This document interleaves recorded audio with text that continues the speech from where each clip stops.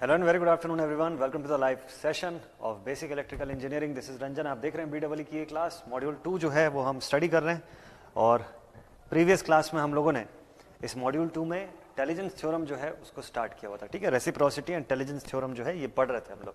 आज रेसिप्रोसिटी के या इंटेलिजेंस के कुछ और क्वेश्चंस लेंगे हम लोग, और उसके बाद फिर नेक्स्ट नया जो थ्योरम है आप लोगों का उसको कर देंगे स्टार्ट। ठीक है, so very good afternoon Ranjan, Smriti, Naveen, Anupa, Vivek, Manish, Rahul, Dinesh, है ना, और जितने भी स्टूडेंट्स कनेक्टेड है आप सभी को once again very good afternoon and welcome on this class. चलिए शुरू करते हैं। तो प्रीवियस क्लास में ना जो पढ़ा हुआ था उसका पहले क्वेश्चन भी बनाएंगे हम लोग। ठीक है, सो सेकेंड मॉड्यूल हमारा ऑनगोइंग है, डीसी सर्किट्स, थ्योरम्स, लॉज, ये सब कुछ। और इसमें रेसिप्रोसिटी के हम लोगों ने क्वेश्चन बनाए हुए थे। रेसिप्रोसिटी प्रूव करना हम लोग सीख चुके थे। ठीक, रेसिप्रोसिटी प्रूव करना सीख चुके थे। कल भी शायद एक होमवर्क क्वेश्चन हम लोग लिए थे। ठीक है, तो आज स्टार्ट करेंगे from intelligence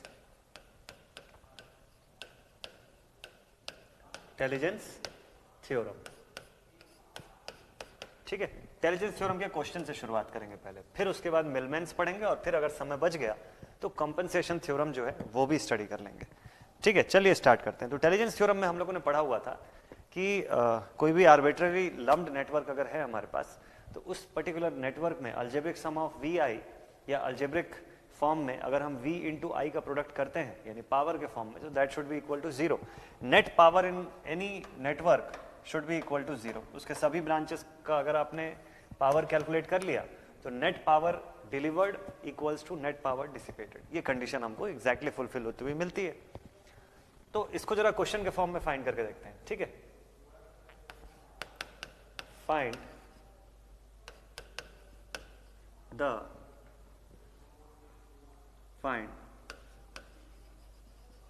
the value of power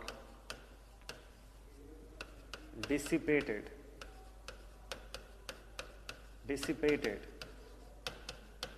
in the given network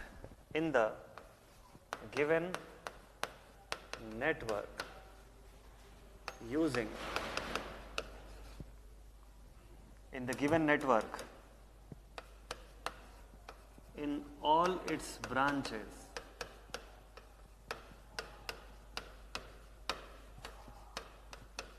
also prove that the given network satisfies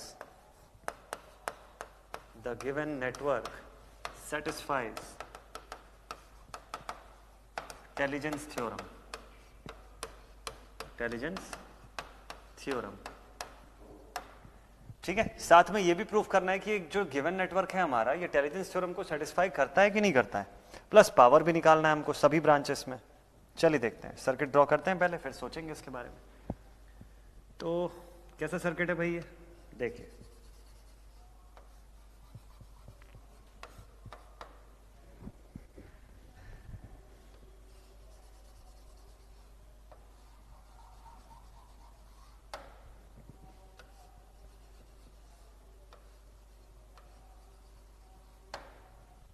ये सर्किट है सपोज कर लीजिए। ठीक है, इसके एलिमेंट्स की वैल्यू लिख लेते हैं यहाँ पर। This is 2 ohm, 4 ohm, this is 4 ohm, ये 20 वोल्ट का सोर्स, 1 ओम, ठीक है, 4 ओम, 5 ओम। ठीक, ऐसा सोर्स है ना, इस टाइप की सर्किट है। चलिए इसमें इंटेलिजेंस थ्योरम का यूज करते हैं। Thank you so much Nain, thank you so much dear and very good afternoon. Abhishek, very good afternoon dear. चलिए तो देखते हैं। ठीक है, इंटेलिजेंस थ्योरम का यूज करते हैं, और देखते हैं कि कैसे अप्लाई होगा। ये क्वेश्चन जो है ये इंटेलिजेंस को सेटिस्फाई कर रहा है नहीं कर रहा है। भाई इंटेलिजेंस थ्योरम में हम लोगों ने कल पढ़ा हुआ था कि इसमें ना algebraic sum of v i, sorry मैं बार बार सम बोल दे रहा हूं, इट इज प्रोडक्ट है एक्चुअल में, v इंटू आई का प्रोडक्ट है अल्जेब्रिक फॉर्म में। इसको vk इंटू आई के फॉर्म में लिखते हैं। यहाँ k की वैल्यू 1 से लेके n के बीच में वेरी करेगी। तो सिंपल फॉर्म में अगर कोई आपको बताए कि इंटेलिजेंस थ्योरम क्या होता है, तो algebraic sum of net power dissipated should be equal to algebraic sum of the net power delivered in the circuit. जितना पावर डिलीवर करेंगे, जितने भी अलग अलग सोर्सेज से भी अगर आप डिलीवर कर रहे हैं, तो जितना पावर आप डिलीवर करेंगे उतना ही डिसिपेट होगा, ना उससे कम ना उससे ज्यादा। तो उस चीज में डील करता है। ठीक, अब क्या गिवन सर्किट जो है वो सेटिस्फाई करता है इंटेलिजेंस थ्योरम को, पहले तो वो चेक करना है। और दूसरा थिंग, अगर करता है तो पूरे सर्किट में डिसिपेटेड पावर कितना है, चलिए देखते हैं। स्टेप बाय स्टेप पूरे को कैलकुलेशन करना जरूरी है ना। डिसिपेटेड पावर पूरी सर्किट में कितना है, सभी लोग सॉल्व कर लीजिए। सबसे पहले तो बात यह है कि नेट पावर डिलीवर्ड कितना है भाई सर्किट पे, है ना। Net power delivered, net power delivered in the circuit. Circuit को रीड्रॉ कर देता हूं ताकि कुछ चीजें हमको और अच्छे से क्लियरली दिखने लग जाए। इस सर्किट को ऐसा भी बना सकते हैं ना हम लोग, है ना। Here we have 5 ohms, 5 ohm का सेक्शन यहां पर। ठीक, अब इस तरफ से हमारे पास रहेगा 4 1 20 वोल्ट का सोर्स, 20 वोल्ट का ये वाला सोर्स। ठीक, और इनके एक्सटर्नल साइड से, इसके बाहर से क्या लगा होगा हमारे पास, 2 and 4 and 4, ये तीसरा सेक्शन है ना। इसको यहां से लगा सकते हैं हम लोग, बिल्कुल लगा सकते हैं। 2 4 4, एक्चुअल में ये सर्किट है ना। सो दिस इज 20 वोल्ट का सोर्स, ये 1 ohm है, ये 4 ohm का सेक्शन है, दिस इज 5 ohm, ये हमारे पास 2 ohm है, 4 ohm 4 ohm। ठीक है,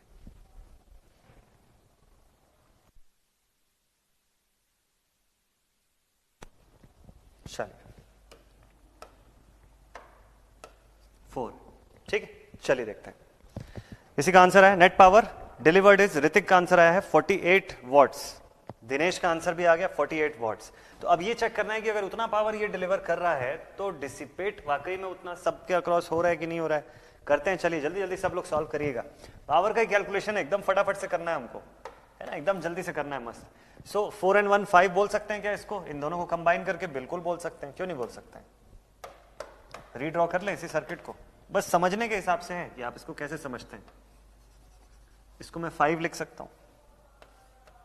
सेकंड केस पर भी मैं ऐसा देख सकता हूं, दिस इज 20,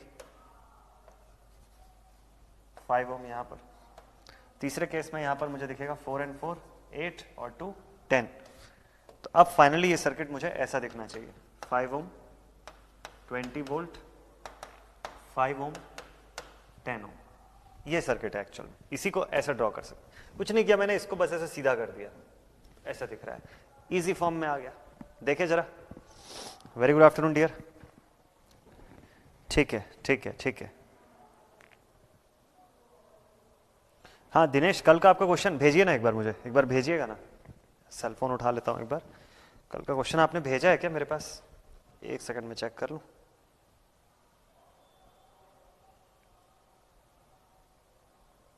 है ना, एक बार भेजिएगा, है ना। चलिए, तो हिमांशु को कितना आ गया? 41.01 वॉट्स। ये पावर डिलीवर्ड है ना। Rinku very good afternoon. Himanshu का तो दिख रहा है ये 48.01 वॉट्स। ठीक, ये डिलीवर्ड पावर है ना। ठीक है ठीक है ठीक है। चलिए देखते हैं। सो पावर डिलीवर्ड मतलब करंट कितनी जा रही होगी, अगर पूरी सर्किट का पता चल जाए तो बता सकते हैं हम लोग। तो ये करने के लिए क्या चाहिए? इक्विवेलेंट रेजिस्टेंस चाहिए। 10 पैरेलल टू 5 सीरीज विद 5। कैसे होगा? 10 पैरेलल टू 5 सीरीज विद 5, यानी कि 50/15 प्लस 5। इसको सिंप्लीफाई कर लेते हैं। 5 3 15 और 5 10 50। 10/3 प्लस 5, 3 5 15 प्लस 10 25/3। ये होगा R equivalent. This is the value of R equivalent. अच्छा, मैंने कल ही आप लोगों को बोला था कि ऐसा रफ में नहीं सॉल्व करेंगे, अच्छे से फेयर करके सॉल्व करेंगे। ठीक है, तो इसको हटा देता हूं मैं। चलिए, पहला स्टेप नॉर्मली आप करेंगे 10 पैरेलल टू 5, फिर जो आएगा सीरीज विद 5। ठीक है, this is the value of R equivalent. ठीक, so this is 10 into 5 divided by 10 + 5, मतलब 50/15। ठीक है, उसके बाद 50 divide by 15 plus 5, this will give you the value of R equivalent. ठीक, नेक्स्ट स्टेप, इसको और सिंप्लीफाई किया तो 5 3 15 एंड 5 10 50। तो 10/3 प्लस 5, तो this will become 10 plus 15 divided by 3, तो 15 और 10 दिस इज 25/3। तो आर इक्विवेलेंट की वैल्यू मिल गई हमको 25 डिवाइडेड बाई 3 ओम्स इस सर्किट का। करंट निकल आएगा I is equal to V by R, लिख लेते हैं। So current I total is equal to V by R, that is 20 divided by this value, ठीक है। 20 into 3 this is 60 by 25, 5 5 is 25 and this is 5 1 is 5 6 10 5 2 is 10, ठीक है। 12/5 आ गया हमारे पास। ये किसकी वैल्यू है? This is the value of current I total. और पावर क्या निकलता है यहां से? देखिए पावर का फॉर्मूला अगर मैं डिलीवर्ड देखूं तो power is equal to VI होता है, सिंपल से। V की वैल्यू है 20 और I की वैल्यू कितनी है? 12/5 है ना। 5 1 is 5 4 is 20, 12 4 is 48। पावर की वैल्यू आ गई मेरे पास 48 वॉट्स। कौन सा पावर है? This is the value of power delivered, this is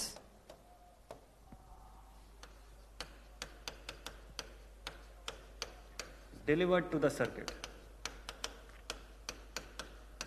है ना। ऐसा स्टेप बाय स्टेप पूरा सोल्यूशन हम देखेंगे।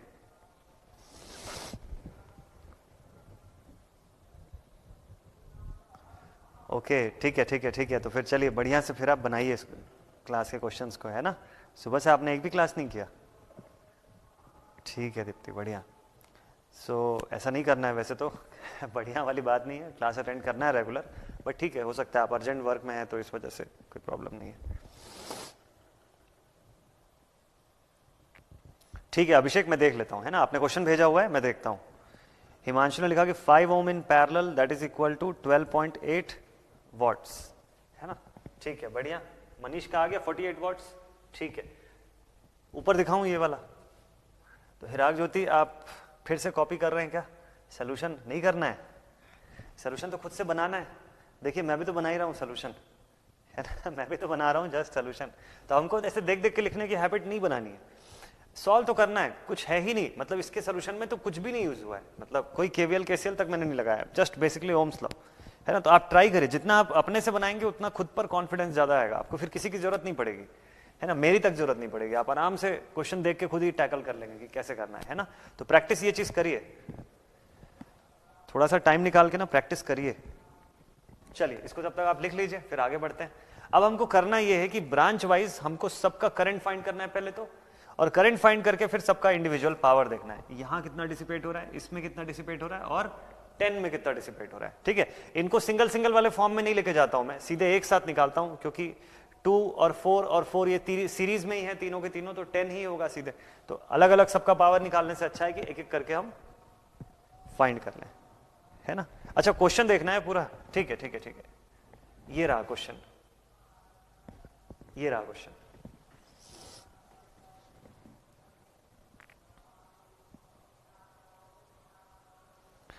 अभिषेक ने लिखा सर क्या लास्ट वाला फिगर को देख के एवरी ब्रांच का पावर निकाल सकते हैं? बिल्कुल कर सकते हैं, आप इसी को यूज करके निकाल सकते हो ना, क्या जरूरत है।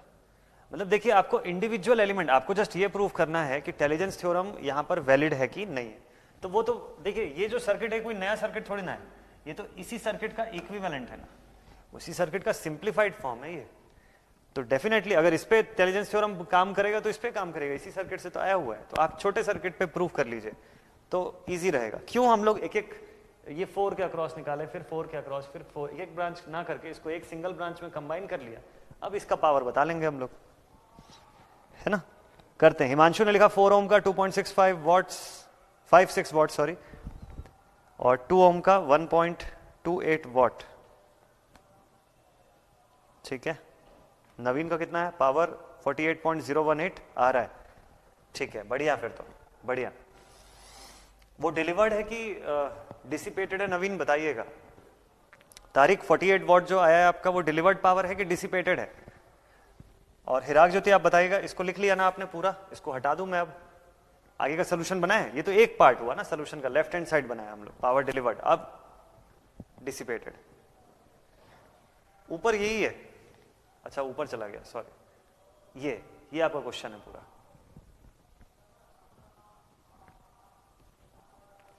चलिए जल्दी से बना लीजिएगा, फिर सॉल्व करते हैं इसका अगला स्टेप। नेक्स्ट स्टेप के लिए हमको क्या चाहिए?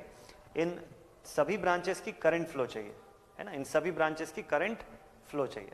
तो एक ब्रांच का करंट फ्लो तो पता है अभी से, क्या पता है हमको, एक ब्रांच का पता है कि कितनी करंट जा रही होगी, 12/5 करंट जा रही होगी। यहाँ की आई जो है दिस इज 12/5 एम्पियर्स, ये निकाल चुके थे ना हम लोग। This is the total current जो इस ब्रांच में जाएगी, तो इस पूरी ब्रांच में वही करंट जाएगी, यानी इस 5 के अक्रॉस उतना ही करंट जाने वाला है, ठीक। तो 12/5 का square into 5 I square R. अब ये करंट दो हिस्सों में बढ़ती है, सीडीआर लगा के या रेशियो लगा के, जैसे भी हमको ठीक लगे कर सकते हैं। नयन इक्वल आ रहा है पूरा टोटल आपका, बढ़िया। फिर तो इंटेलिजेंस में चैंपियन हो गए हो आप, बढ़िया, वेरी नाइस नयन। तो एग्जैक्टली आ रहा है ना आपका 48 वॉट के आसपास, 47.99 भी आ रहा होगा या 47 पॉइंट समथिंग भी कुछ आ रहा होगा अप्रॉक्स में, तो चल जाएगा, ठीक। चलिए इसको मैं हटाऊं, सॉल्व करते हैं अब आगे। तो देखिए यहां से करंट दो हिस्सों में जा रही होगी, हो सकता है इसको I1 लिख सकते हैं हम लोग और यहां पर I2 लिख सकते हैं, ठीक है। तो I1 करंट कैसे निकलेगा, देखिए I1 is equal to total current, I total into I total कितना है 12/5, सीधे 12/5 ही लिखता हूं इसको, इनटू यहां का करंट चाहिए तो अपोजिट ब्रांच की बात कर लेते हैं, यहां इसकी। So this is into 10 divided by 10 plus 5, है ना। So I1 is equal to 5 1 and 5 2 10, 12 2 24/15, ये I1 की मैग्नीट्यूड है ना।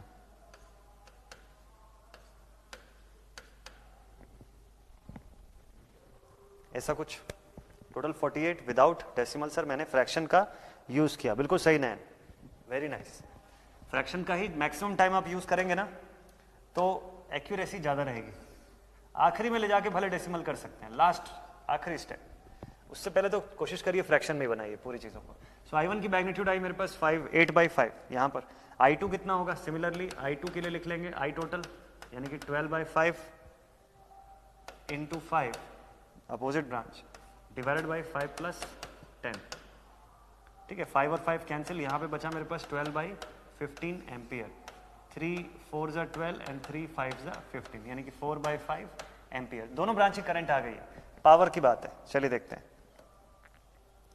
तो पावर P1 जो होगा दिस इज I1 का स्क्वायर यानी कि 8/5 का स्क्वायर इंटू R5, ठीक है।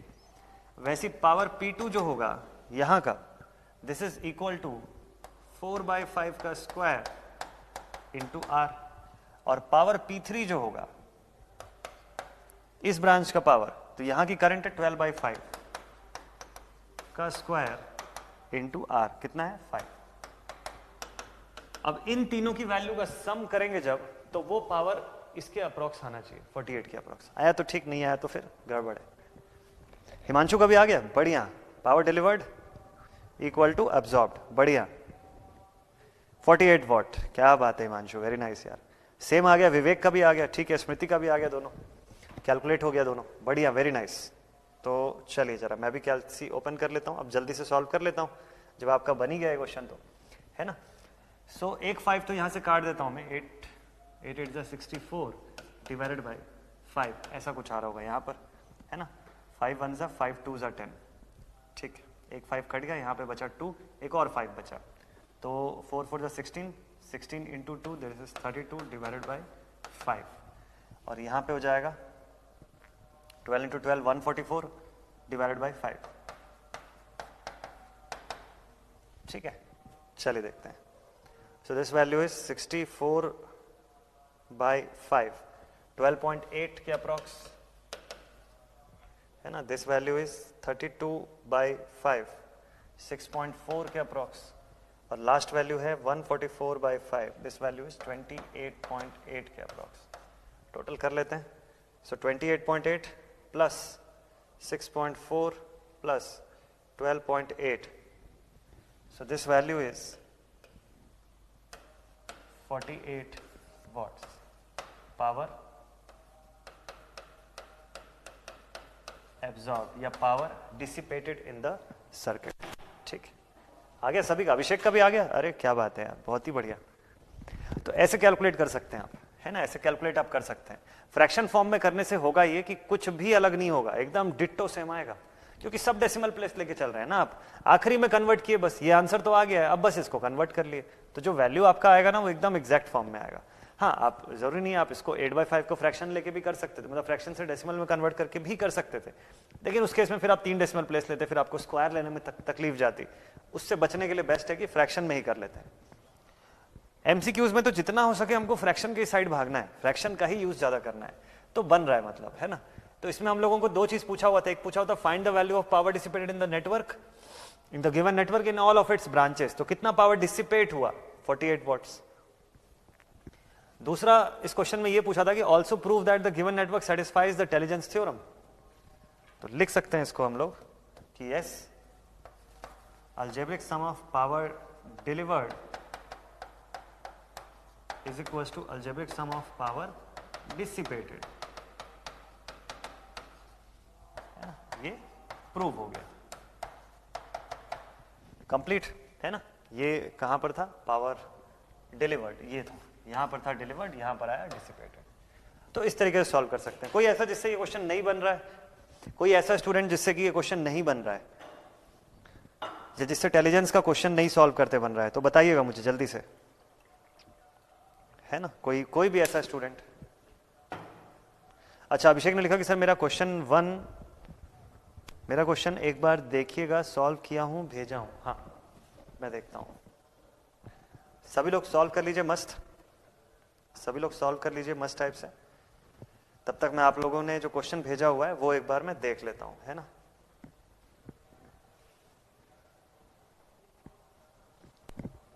ठीक है ठीक है ठीक है। अभिषेक, आपका क्वेश्चन मुझे क्यों नहीं दिख रहा है? आज नहीं भेजा, कल भेजा क्या आपने? कल का भेजा हुआ है क्या?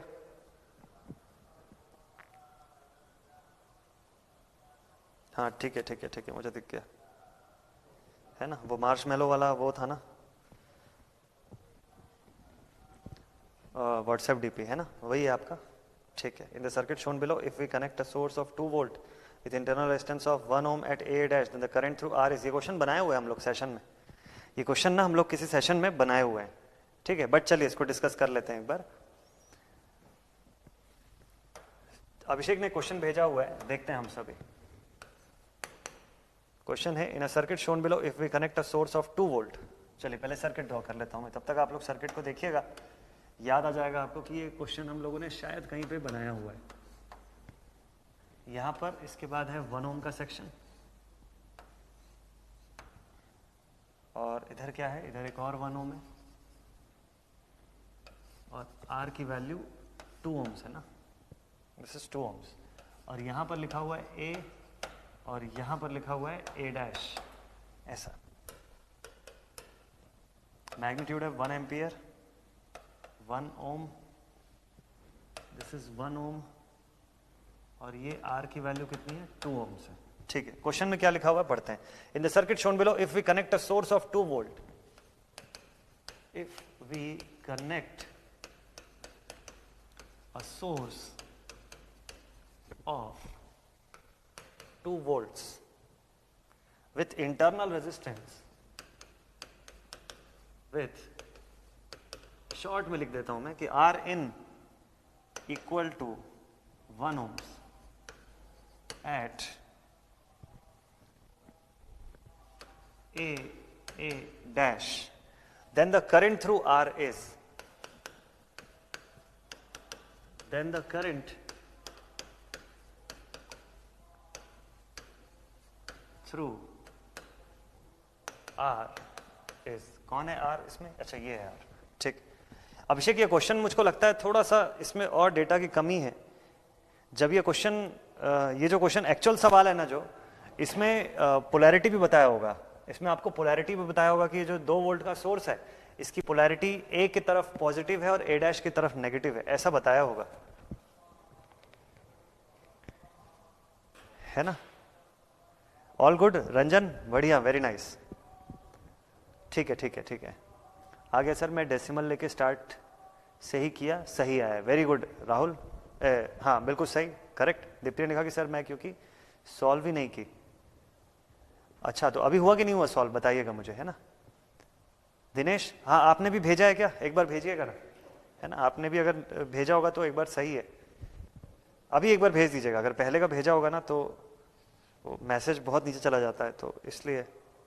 सर आंसर नहीं मिला, अभिषेक ने लिखा है। चलिए ठीक है, इसको सॉल्व करते हैं। दिनेश ने शायद सॉल्व किया है। सर मैंने सोल्यूशन भी भेजा हूं, उसको भी चेक कर लीजिए। ठीक है, सोल्यूशन मैं देखता हूं बाद में, पहले इसको सॉल्व करते हैं। तो देखिए क्वेश्चन जो है उसके हिसाब से, देखिए यहां पर एक सोर्स लगाने को बोलता है ए से ए डैश के बीच में, ऐसा। ठीक है, मैंने ऊपर ही प्लस क्यों लिखा, क्योंकि एग्जैक्ट जो क्वेश्चन है ना उसमें ऊपर की तरफ, ए की तरफ पॉजिटिव पोलैरिटी है और ए डैश की तरफ नेगेटिव पोलैरिटी है, इसलिए, है ना। 2 वोल्ट का पोटेंशियल है और इंटरनल रेजिस्टेंस है इसकी 1 ओम्स की, 1 ओम्स की इंटरनल रेजिस्टेंस है ना। This is the value of its R in. खैर उससे फर्क नहीं पड़ता, रेजिस्टेंस तो है। Then the current through R is, यहां से जाने वाली करंट आई डैश कितनी होगी वो पूछा है ना। ये पोलैरिटी बस एक बार क्लियर हो जाएगा तो प्लस या माइनस साइन फिर क्लियर हो जाएगा। ठीक है, खैर कोई दिक्कत नहीं है। ऊपर पॉजिटिव है, नीचे नेगेटिव है ना अभिषेक, ठीक है, तब फिर सही है। चलिए तो कर लेते हैं सॉल्व। सोर्स ट्रांसफॉर्मेशन लगाते हैं 2 और 1 के बीच में, और भी तरीके हैं बट चलिए शुरुआत उसी से करते हैं, बेसिकली उसी से सॉल्व करेंगे बस। सो अप्लाइंग सोर्स ट्रांसफॉर्मेशन, किस पे अप्लाई कर दें? 1 1 पे अप्लाई कर दें कि 2 1 पे अप्लाई करें? चलिए 2 1 पे अप्लाई करते हैं, पहले तो उधर ही अप्लाई करते हैं। ठीक है, करंट सोर्स तो चाहिए ही था हमको वैसे भी। 2 और 1 पे अप्लाई किया तो एक करंट सोर्स निकल के आया यहां से, I is equal to V by R, यानी कि 2 एम्पियर का सोर्स आया, जिसकी वजह से इसका इंटरनल रेजिस्टेंस सामने दिखने लग गया पैरेलल में, वो 1 ओम। और 2 जो है 2 ओम आर जो है जिसके अक्रॉस हमको करंट फाइंड करना है जिसके थ्रू, वो तो है। फिर इस तरफ क्या है 1 और 1, एक काम करते हैं इन दोनों को भी अप्लाई कर देते हैं सोर्स ट्रांसफॉर्मेशन पे। तो यहां क्या दिखेगा हमको, एक वोल्टेज बन जाएगा, V is equal to I into R, यानी कि 1 वोल्ट, 1 वोल्ट का पोटेंशियल क्रिएट होगा। डायरेक्शन इसकी क्लियर है, ऊपर की तरफ ही होगी। 1 कहां आएगा, सीरीज में, पहले से एक और 1 है सीरीज में, ऐसा। तो देखिएगा वोल्टेज इसकी कितनी होगी 1 वोल्ट, रेजिस्टेंस कितना होगा 1 ओम, और इस तरफ पहले से एक 1 ओम है सीरीज में वो। फिर यहां जो R है ना, अब देखिएगा ध्यान से, ये जो R है 2 ओम वो दिखेगा हमको यहां पर। ठीक है, स्टेप बाय स्टेप बनाते हैं। और जब इसका सोर्स ट्रांसफॉर्मेशन किया तो इसकी इंटरनल रेजिस्टेंस 1 ओम्स सामने आ गई। तो ये बनेगा आपका अगला ट्रांसफॉर्म सर्किट। ठीक है, चलिए नयन का आंसर आया कि, नयन का आंसर आया 2.54 आई डैश की वैल्यू। ठीक है, अभिषेक देखते जाएगा पूरा स्टेप बाय स्टेप, मैं इसीलिए बता रहा हूं, धीरे धीरे एकदम आराम से सॉल्व कर रहे हैं हम लोग कि ना, पूरा एक स्टेप आपको क्लियर हो जाएगा। अब देखिए आपको आई डैश फाइंड करना है, 1 और 1 मिला के हो गया 2 ओम, 2 और 1, I is equal to V by R, यानी कि 1/2, 0.5 एम्पियर का करंट सोर्स मिलेगा आपको। इसके बाद नेक्स्ट स्टेप पे अगला फिर से एक सोर्स ट्रांसफॉर्मेशन अगर मैं कर दूं तो 1/2 एम्पियर का सोर्स बनेगा, I is equal to V by R. 2 ohms आ जाएगा पैरेलल में, ये 2 ओम्स। फिर आर वाला जो सेक्शन है हमारा 2 ओम्स का, ये भी आ जाएगा पैरेलल में। फिर लास्ट में हमारे पास 1 ओम तो है ही। ठीक है, और ये 2 को इस तरफ अगर मैं ले आऊं तो 2 प्लस 1/2 कितना बचेगा, 2 2 जा 4 and 1 5, 5/2 बचेगा। 2 प्लस 1/2 से बचेगा हमारे पास 5/2। ये क्लियर है, इतना बचेगा आपके पास। अब इसमें से आपको क्या पूछा है, आई डैश, इसमें से क्या पूछा है, आई डैश, बस अब तो बन जाएगा। अच्छा, वहां रेजिस्टेंस आपने 2 ओम लिया 1 के जगह पे, कहां, किस पे, इंटरनल या इधर इंटरनल वाले में, कहां कहीं मिस्टेक हुआ क्या नैन, बताइएगा। सीडीआर से फिर क्वेश्चन खत्म है ना, सीडीआर से, रेशियो से, जिससे बनाना चाहो। अब तो आई डैश से निकल ही आएगा मुझे लगता है, अब तो आई डैश से निकल आएगा। चलिए कर लेते हैं सॉल्व। सो अगर कोई रेशियो से बनाता है तो वो कैसे बनाएगा, रेशियो से बनाने वाला बच्चा लिखेगा कि 1/2 is to 1/2 is to 1/1। ठीक, तो इनका रिजल्टेंट क्या आ गया, 2 आ गया सर, ये आ गया 1 is to 1 is to 2, ऐसा। एंड 2 and 1 3, 3 and 1 4 यूनिट्स में डिवाइड हुआ है क्या, 5/2। तो 1 यूनिट का मतलब क्या होगा, so 1 unit is equal to 5 into 1 divide by 2 into 4। ठीक है, दैट इज 5/8। 1 यूनिट का मतलब 5/8 है। तो कहां का पूछा है? इसका पूछा है 1, तो आंसर क्या आ गया इसका? 5/8 एम्पियर। सॉल्व कर लें क्या? यही है क्या कि कुछ और है? कुछ गड़बड़? अच्छा सॉरी ऊपर जाएगा ना वो, तो 5 4 20 डिवाइड बाई उस अप्रॉक्स होगा। चलिए सॉल्व कर लेते हैं। क्या आंसर आ रहा है? रिंकू का आंसर आ रहा है 1.07 एम्प्स, अनुपा का आंसर आ रहा है 1 एम्पियर। 1 एम्पियर के अप्रॉक्स आना चाहिए, 1 एम्पियर के अप्रॉक्स आना चाहिए। ठीक है, आप लोग CDR से भी अगर करें तो CDR से कर लीजिएगा, कैलकुलेशन सही होना चाहिए, नहीं तो मिस्टेक हो जाएगा। सो 2 2 and 1, 2 2 and 1 है ना, उसको सही से सॉल्व करना है। अभिषेक, हाँ आपका सोल्यूशन देखना है ना। चलिए जब तक मैं अभिषेक का सोल्यूशन देखता हूं तब तक आप लोग इसको सही फॉर्म में सॉल्व करके आंसर बताइएगा एक बार, ठीक है? आपने किससे बनाया? KCL से बनाया क्या?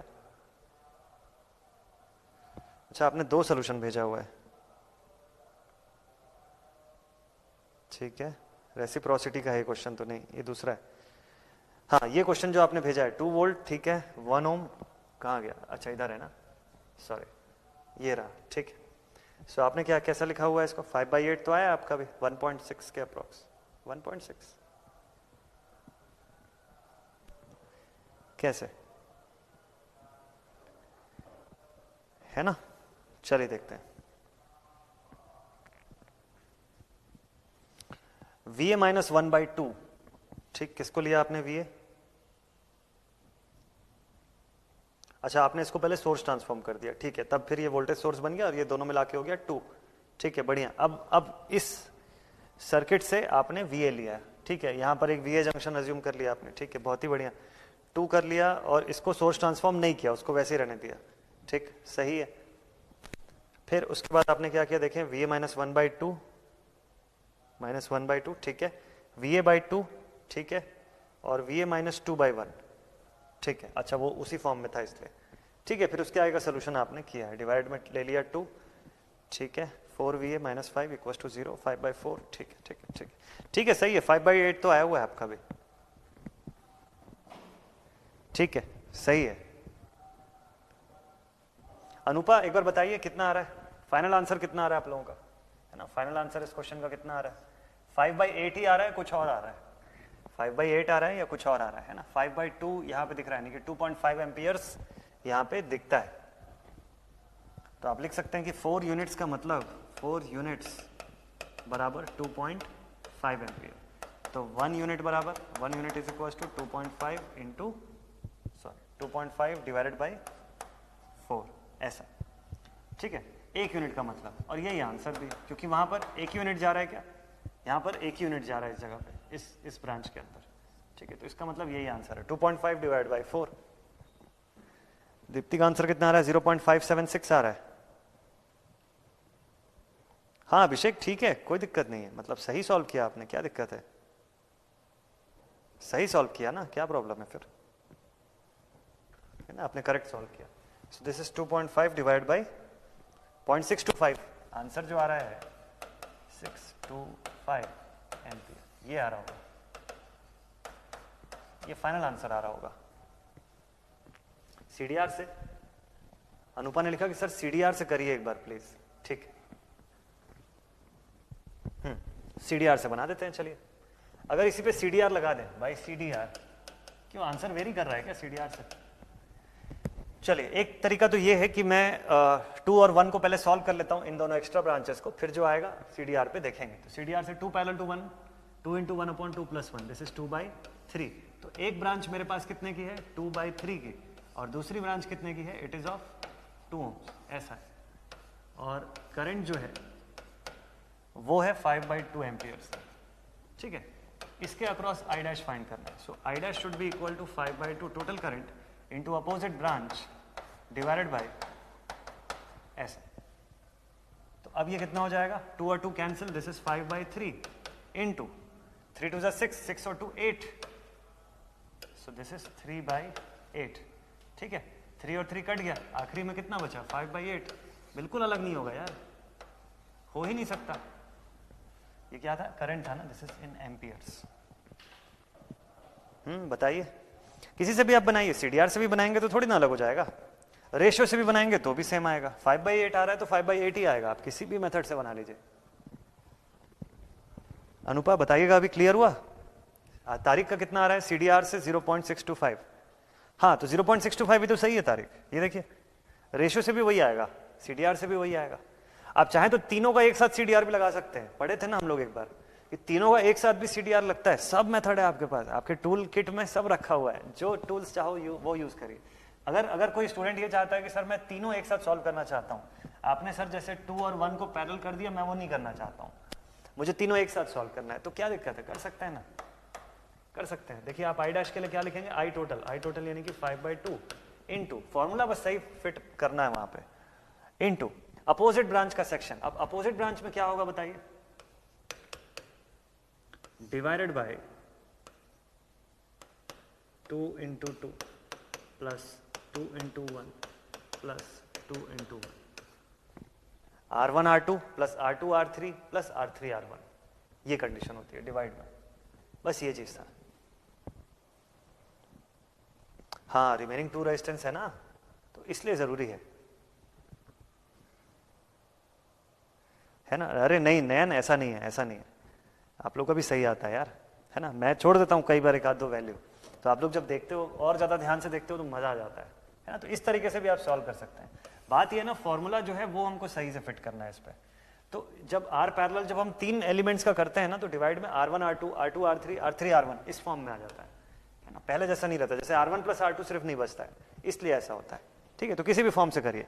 चलिए मिलमेंस स्टार्ट करें, मिलमेन थ्योरम स्टार्ट करेंगे। अच्छा हाँ, दिनेश ने शायद एक क्वेश्चन भेजा होगा ना, मैं एक बार देख लेता हूँ। और किसी का कोई डाउट क्वेश्चन है कि यहाँ तक अभी तक जो भी हम लोगों ने टॉपिक पढ़ा है उस पर, तो बताइएगा। तो फिर अगर नहीं होगा तो फिर नया थ्योरम जो है वो शुरू कर लेंगे। दिनेश एक बार रीसेंड कर दीजिए ना, अगर कल भेजा होगा ना आपने तो नहीं दिख रहा होगा मुझे, है ना। अगर हो सके तो रीसेंड कर दीजिए। चलिए, जब आपका डाउट क्वेश्चन आएगा उसको लेंगे, तब तक मैं नया थ्योरम स्टार्ट करता हूँ। तब तक न्यू थ्योरम स्टार्ट करते हैं। ठीक है, new theorem is Millman's theorem.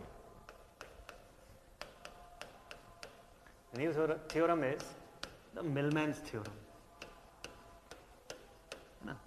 जो सर जेकब मिलमैन जो थे, उन्होंने ये थ्योरम दिया हुआ है और काफी पॉपुलर थ्योरम है इंडस्ट्रीज के वाइज, है ना। अभी सेम आ गया ना? ठीक है ठीक है ठीक है, चलिए सही है, सही। स्टार्ट करते हैं। मिलमैन्स थ्योरम क्या चीज के बारे में बात करता है, इसका मैं लिखवाऊं स्टेटमेंट, उससे पहले आपको मैं शॉर्ट में एकदम इसके बारे में बताता हूं, तुरंत आपको समझ में आ जाएगा। एकदम इजी थ्योरम है ये, है ना। फॉर्मूला वगैरह देख के लोग घबरा जाते हैं कि अरे इतना बड़ा फॉर्मूला सर कैसे बनेगा, बट थ्योरम है बड़ा आसान। देखिए मिलमैन्स थ्योरम किस में डील करता है पता है? मिलमैन्स थ्योरम डील करता है पैरेलल ऑपरेशन ऑफ जनरेटर के केस के लिए बेस्ट सुटेबल थ्योरम है ये। पैरेलल ऑपरेशन ऑफ जनरेटर ये डील करता है प्रैक्टिकल सोर्सेस में। मिलमैन्स थ्योरम में हम ये बताते हैं कि अगर मान लीजिए n number of practical sources of EMF, if n number of practical sources of EMF are connected in parallel, पहली बात तो ये कि n number of practical sources of EMF are connected in parallel across a load resistor, है ना। मान लीजिए यहां पर ये लोड रेजिस्टर है मेरे पास, ठीक। देखिएगा ध्यान से, तो ये मेरा जितना ये पूरा जो सेक्शन है इसमें ये सब प्रैक्टिकल सोर्सेज जो हैं वो लगे हुए हैं, 3 4 5। अब प्रैक्टिकल सोर्सेज हैं इसलिए सबकी इंटरनल रेजिस्टेंसेस भी होंगी, R1 है ना, या R2 R3 R4 R5, ठीक। ये सभी सोर्सेज ऑफ EMF जिनको हम पैरेलल में यूज कर रहे हैं और सब मिलके इस लोड को सप्लाई दे रहे हैं। मेजरली जैसा कि मैंने बताया इंडस्ट्रीज में पैरेलल ऑपरेशन ऑफ जनरेटर जब हम करते हैं तो ये थ्योरम सबसे ज्यादा इफेक्टिवली वहीं पर यूज होता है। अब प्रॉब्लम ये है कि हमको इस थ्योरम का यूज करके, मतलब इस थ्योरम का काम क्या है भाई, इस थ्योरम का यूज करके ना हमको एक इक्विवेलेंट सर्किट चाहिए। वो इक्विवेलेंट सर्किट मतलब इस इतने बड़े सर्किट को बार बार ड्रॉ करना तो पॉसिबल नहीं रहेगा, तो मैं ये चाहता हूं कि हम इस थ्योरम को, मतलब मैं नहीं, सर जेकब मिलमैन चाहते थे कि इस थ्योरम का यूज करके हम क्या करेंगे, इस सर्किट को रिड्यूस कर दें इनटू अ सिंप्लीफाइड फॉर्म। और सिंप्लीफाइड फॉर्म में क्या होगा पता है? सिंप्लीफाइड फॉर्म में there will be a single source of EMF, एक सिंगल ईएमएफ का सोर्स होना चाहिए। ये इतनी सारी ईएमएफ का सोर्स ना दिखा के एक सिंगल सोर्स ऑफ ईएमएफ दिखाएं, एक सिंगल हम इंटरनल रेजिस्टेंस को दिखाएं, और in series with load resistor. Load fixed होगा, लोड जो है ये फिक्स्ड होगा, लाइक जनरेटर, है ना अनुपा? वेरी गुड, राइट है ना? हिमांशु ने लिखा सही है, सब अपने नाम पे ही थ्योरम बना दिए सर, है ना? थेवेनिन्स हो गए, नॉर्टन्स हो गए, है ना? ओम्स ने तो, जॉर्ज साइमन ओम ने तो शुरुआत ही कर दी थी सबसे पहले। तो मिलमैन्स थ्योरम भी जो है ना सर, जेकब मिलमैन का, मैथ्स में आप लोग पढ़ते भी होंगे इनका इक्वेशन, है ना? मिलमैन्स इक्वेशन वगैरह भी आप लोग पढ़ते हैं काफी सारा। तो इन्होंने इस फॉर्म में ये थ्योरम बनाया। तो मैं जस्ट आपको इसका सिंप्लीफाइड फॉर्म पहले बता रहा हूँ, बाद में स्टेटमेंट बताऊंगा। अभी स्टेटमेंट लिखाऊंगा तो पूरा आपको तुरंत क्लियर हो जाएगा। अब जो लिखेंगे वो सिर के ऊपर से नहीं जाएगा। This is E1, E2, E3, E4, E5। तो मिलमैन्स थ्योरम में ये बताया जाता है कि अगर n number of parallel connected source of EMFs, bracket में लिखा रहेगा प्रैक्टिकल, ये सब प्रैक्टिकल सोर्सेस कंसिडर होते हैं, ये इन सब की इंटरनल रेजिस्टेंसेस है, इनकी इंटरनल रेजिस्टेंस। तो ध्यान दीजिएगा, इसके ऊपर एक क्वेश्चन आया हुआ था स्टेटमेंट में कि मिलमैन्स थ्योरम आइडियल वोल्टेज सोर्स के लिए यूज होता है या नहीं होता है? तो आंसर इज नो, कभी नहीं होगा। It is not for ideal voltage source, है ना? ऋतिक ने लिखा ऋतिक्स थ्योरम, तो जरूर से हम लोग डिस्कस करेंगे। ऋतिक जल्दी से बनाइए और भेजिएगा ये थ्योरम, तो क्लास में हम लोग पढ़ेंगे आपका ऋतिक्स थ्योरम जो रहेगा, ठीक है? चलिए, सो मिलमैन, जेकब मिलमैन ने यही फिर बोला कि आप ये कर सकते हैं कि अगर जितने भी parallel connected practical source of EMF होंगे, ये सिर्फ और सिर्फ ईएमएफ के सोर्सेस के लिए एप्लीकेबल है। इसका मतलब सर अगर मैं यहां पर ऐसा बना दूं तो नॉट एप्लीकेबल है, नहीं निकाल सकते इसके लिए फाइंड ही नहीं कर सकते हम लोग। ये अगर एक करंट सोर्स बना दिया, वो भी एक आइडियल, किसी हाल में नहीं फाइंड होगा। प्रैक्टिकल होता तो एक बार उसको कन्वर्ट करके सोच भी सकते थे, प्रैक्टिकल करंट सोर्स होता तो सोच भी सकते थे एक बार। ये आइडियल केस पे तो नहीं, एप्लीकेबल ही नहीं है। यस अनुपा, बिल्कुल सही है ना? बिल्कुल बिल्कुल बिल्कुल, है ना? बढ़िया, अच्छा नाम है ना ये, ऋतिक्स थ्योरम, वेरी नाइस। चलिए, तो इसका स्टेटमेंट लिखें हम जल्दी से। थ्योरम मोर और लेस आप लोग समझ चुके हैं। एक चीज और समझ में आ गया कि एट द एंड यहां थेवेनिन्स थ्योरम के फॉर्म में ही सर्किट आने वाली है। इसका मतलब सर कहीं ना कहीं से VTH और RTH तो आना है, ठीक? और मैं ये बता दूं कि इस थ्योरम को बनाने के लिए आपको नॉर्टन्स थ्योरम की भी जरूरत पड़ेगी। आप जब इसका पूरा सोल्यूशन देखेंगे ना, तो आपको ये क्लियर होगा कि कुछ नहीं है, बस थेवेनिन्स और नॉर्टन्स के मेथड को कंबाइंड फॉर्म में यूज कर लिया गया है और कुछ नहीं, बाकी थिंग वही है। चलिए, तो उस सर्किट को मैं रहने देता हूं और सबसे पहले इसका स्टेटमेंट लिखते हैं, फिर इसके बारे में और बातें करेंगे। सो लिखते हैं अकॉर्डिंग टू, इसका एप्लीकेशन बताने की अब नीड नहीं है, अब तो ये आप लोग खुद बता सकते हैं आराम से। According to the Millman's theorem, according to the Millman's theorem,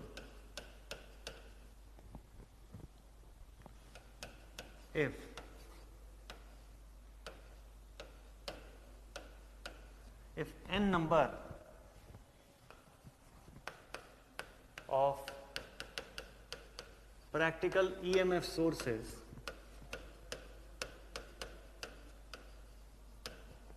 are operating in parallel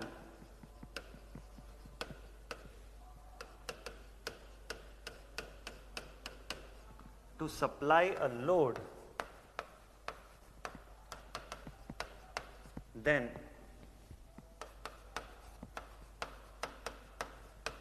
by using the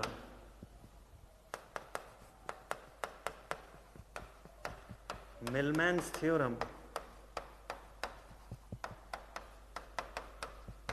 it can be replaced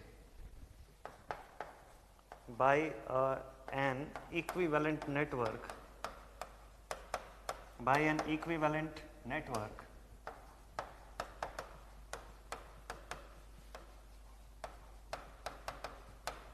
having an equivalent EMF ETH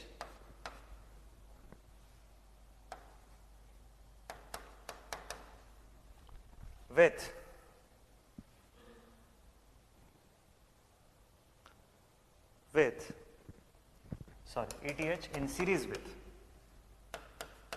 ETH in series with RS source network resistance series with RL in series with RL। इसके आगे कुछ और भी चीजें वो लिखेंगे, है ना, लेकिन उसके लिए पेज चेंज करना होगा, तो पहले इतना दूर तक का लिख लेते हैं, फिर आगे का कंटेंट लिखेंगे, है ना। राहुल ने लिखा कि ऋतिक थ्योरम जो है वो सर सभी थ्योरम का खिचड़ी रहेगा। ऋतिक ने ऐसे कुछ प्लान किया मुझे लगता है ना, कि जैसे मिलमेंस ने थेवेनिन्स और नॉर्टन्स को मिला के बना दिया, ऐसे ऋतिक ने सोचा होगा कि क्यों ना मैं सब थ्योरम्स को मिला के बना देता हूँ। Yes Anupa, very good, it is used only in practicality condition. बिल्कुल सही, राइट है ना। अच्छा ठीक है, आपने सबके लिए बोला, ठीक है, बढ़िया, चलिए, राइट है। तो इतने को लिख लीजिए। मिलमेंस थ्योरम में एक चीज समझ में आता है हमको कि अगर ऐसा पैरेलली ऑपरेटिंग जनरेटर्स हैं, है ना, और ये सब प्रैक्टिकल कंडीशंस पे हैं अपने, तो इस केस में इनका इक्विवेलेंट जो है वो बनाया जा सकता है। और इसके इक्विवेलेंट में एक ही सोर्स ऑफ ईएमएफ रहेगा जिसको ETH से रिप्रेजेंट करेंगे, उसके साथ सीरीज में इंटरनल रेजिस्टेंस रहेगा जिसको कि हम सोर्स रेजिस्टेंस बोल सकते हैं, सोर्स नेटवर्क का रेजिस्टेंस, यानी इन सब का कॉम्बिनेशन, और उसके साथ सीरीज में आखिरी में होगा लोड रेजिस्टर। तो वो इस पूरी सर्किट का रिप्लेसमेंट सर्किट होगा, रिप्लेस किया जा सकता है। तो अच्छा, इसकी लिमिटेशन क्या होगी फिर? इसकी लिमिटेशन क्या होगी? हाँ बताइए, इसकी लिमिटेशन क्या होगी फिर? मैंने यहां पे कहीं पे भी नहीं लिखवाया आपको कि लीनियर, बाइलैटरल, लम्प्ड, डिस्ट्रीब्यूटेड क्या है, ये आपको सोच के बताना है। लिमिटेशन क्या होगी? स्लाइड ऊपर, ये इतना ही है स्लाइड में, इतने को लिख लीजिए, फिर आगे लिखेंगे। कुछ फॉर्मूला वगैरह भी है इसके अंदर का, तो वो भी अभी देखना बचा हुआ है। तब तक लिमिटेशन,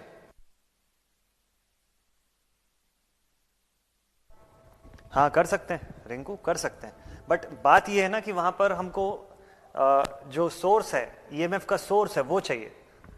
तो वो अगर एज अ मल्टीपल सोर्सेज हम लेते हैं तो हो सकता है, पॉसिबल है। आइडियल पर नहीं लगेगा, राहुल बिल्कुल सही, करेक्ट है। इसकी लिमिटेशन मैं अलग से दूसरे पेज में आपको लिखवाऊंगा, पूछ सकता है लिमिटेशन एग्जाम में। एग्जाम में क्या क्या क्वेश्चन आता है, इसका क्वेश्चन इस फॉर्म में आता है कि किस पे एप्लीकेबल है और किस पे नहीं है एप्लीकेबल, ठीक है। दूसरा आता है कि इसका इक्विवेलेंट क्या बनता है, इसका इक्विवेलेंट किस फॉर्म में बनता है, वो चीज। और एक इसके फॉर्मूले के ऊपर क्वेश्चन आता है। नयन ने लिखा कि डिपेंडेंट सोर्स पर अप्लाई नहीं कर सकते, लिमिटेशन में सोर्स आइडियल ना हो, है ना। दीप्ति ने लिखा कि डिपेंडेंट सोर्स में अप्लाई नहीं कर सकते, ठीक है। लीनियर होना चाहिए, दिनेश ने लिखा हुआ है। सिंपल सा थिंग है, देखिए सोर्स ऑफ ईएमएफ का होना जरूरी है वहां पे, है ना। ईएमएफ का सोर्स का प्रेजेंट होना जरूरी है, और वो भी कौन सा, इंडिपेंडेंट वाला, एक्टिव सोर्स का होना, पहली बात।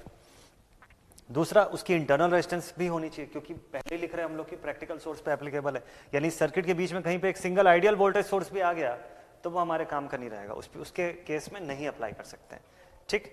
और डिपेंडेंट सोर्स अगर आ गए तो भी प्रॉब्लम है। अच्छा, ये सभी वोल्टेज सोर्स अगर सीरीज में आ गए तो, दीप्ति ने लिखा हुआ है कि जैसे सीरीज में भी सर, ठीक है, अगर सब सीरीज में आ गए तो, है ना, अगर सब सीरीज में आ गए तो। यहां पे जो हमने इसको लिख लिया कि आप लोग नेक्स्ट पेज में लेके चलता हूं, मैं आपको ये वाला एक पॉइंट समझाता हूं। इसमें इसका एक सेट फॉर्मूला बनता है, इसका ETH का, है ना, वो अभी लिखेंगे हम लोग। तो ये बस आप लोग कंप्लीट कर लीजिए, फिर नेक्स्ट पेज में इसके बारे में लिखते हैं। पहले इसका लिखने का पार्ट कंप्लीट करते हैं, लिमिटेशंस वगैरह देखते हैं, फिर क्वेश्चन बनाएंगे।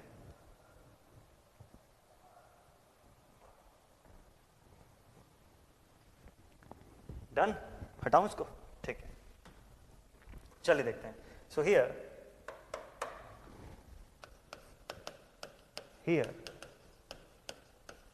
The value of ETH। अब आप सोच रहे होंगे कि इतने सारे जनरेटर है सर, उसको एक ही जनरेटर के EMF से कैसे रिप्लेस कर सकते हैं। तो ETH निकालने का एक फॉर्मूला होता है। Here the value of ETH is given by is given as, यही फॉर्मूले से क्वेश्चन बनता है, ETH is equal to summation of EI into GI whole divided by summation of GI। Subscript में है ना ये, I सबस्क्रिप्ट में है नीचे। एक काम करता हूं इसको मैं नीचे ही ले जाता हूं, है ना, नहीं तो कंफ्यूजन होगा। ऐसे ये मल्टीप्लाई नहीं हो रहा है, ये सबस्क्रिप्ट में है इसके नीचे, ठीक है। कलर भी बदल लेते हैं इसके, ये पता चलना चाहिए हमको ऐसे। अच्छा I क्या चीज़ है, I इसकी न्यूमेरिक वैल्यू को शो कर रहा है, I is equal to 1 to n। यहाँ पर भी same I is equal to 1 to n, ये फॉर्मूला बनता है। अभी देखेंगे ये फॉर्मूला कहाँ से आ रहा है ना। E stands for individual EMFs, एक एक सोर्स का जो EMF है E1, E2, E3, E4 वो सब। G stands for conductance, conductance क्यों, क्योंकि चीजें 1/r के फॉर्म में चलेंगी इस बार पैरेलल होने की वजह से, इसलिए ऐसा होगा, ठीक है। तो ये डेटा आता कहां से, ये कैसे आता है सर, समझते हैं। एक छोटा सा शॉर्ट सा क्वेश्चन लेते हैं या इसी की कंडीशन लेते हैं, उस कंडीशन के लिए हम लोग सॉल्व करके देखते हैं कि ऐसा आ रहा है कि नहीं आ रहा है, ठीक है। चलिए इसको लिख लिया क्या आप लोग, फिर से इस पेज को हटाना होगा। तो यहां पर ना कुछ चीजें हमको नॉर्टन्स फॉर्म में नीडेड होगी, है ना। यहां पर कुछ चीजें हम लोगों को नॉर्टन्स के फॉर्म में नीडेड होगी। देखिए कैसे समझते हैं। इससे पहले का जो पेज है उसका सर्किट में लेके आता हूं यहां पर, है ना। इसी सर्किट पे समझते हैं अभी पूरी चीजों को। तो मान लीजिए ये हमारा आइडियल सर्किट है, इसी के लिए हमको मिलमैन्स थ्योरम लगा के देखना है। चलिए ये आ गया सर्किट, ठीक है। और एक काम करते हैं, इसमें से एक दो जो ब्रांचेस है उसको कम कर लेते हैं ना, नहीं तो बहुत ज्यादा ब्रांचेस हो जाएंगी, खूब बड़ा इक्वेशन बनने लग जाएगा।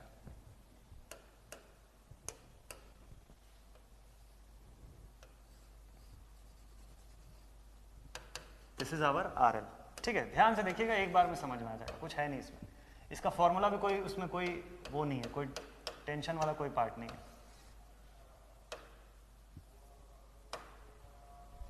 चलिए देखते हैं। तो मान लीजिए ऐसे 3 ब्रांच का सेक्शन हमारे पास है, ठीक है। दिस वन इज R1, है ना, ये यहाँ का जो रेजिस्टेंस है इंटरनल, इसको हम R1 से डिनोट कर रहे हैं। This is R2, this is R3। 3 source of EMF है, E1, E2 एंड E3। ये तीनों मिलकर सप्लाई किसको दे रहे हैं, RL को सप्लाई दे रहे हैं। यहाँ पे कोई करंट I करंट जो है वो आ रही है, ठीक। यहां तक समझते हैं अभी पूरा, हाँ बिल्कुल सही है ना, बिल्कुल सही। प्रीवियस स्लाइड, अच्छा नहीं लिखे हो क्या इसको, ठीक है। इसको लिख लीजिए, जल्दी से लिख के बताइएगा, लिख के बताइएगा।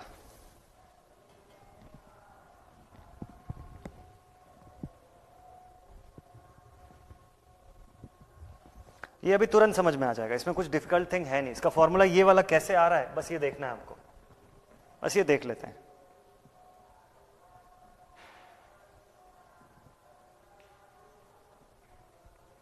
अभी ये डन।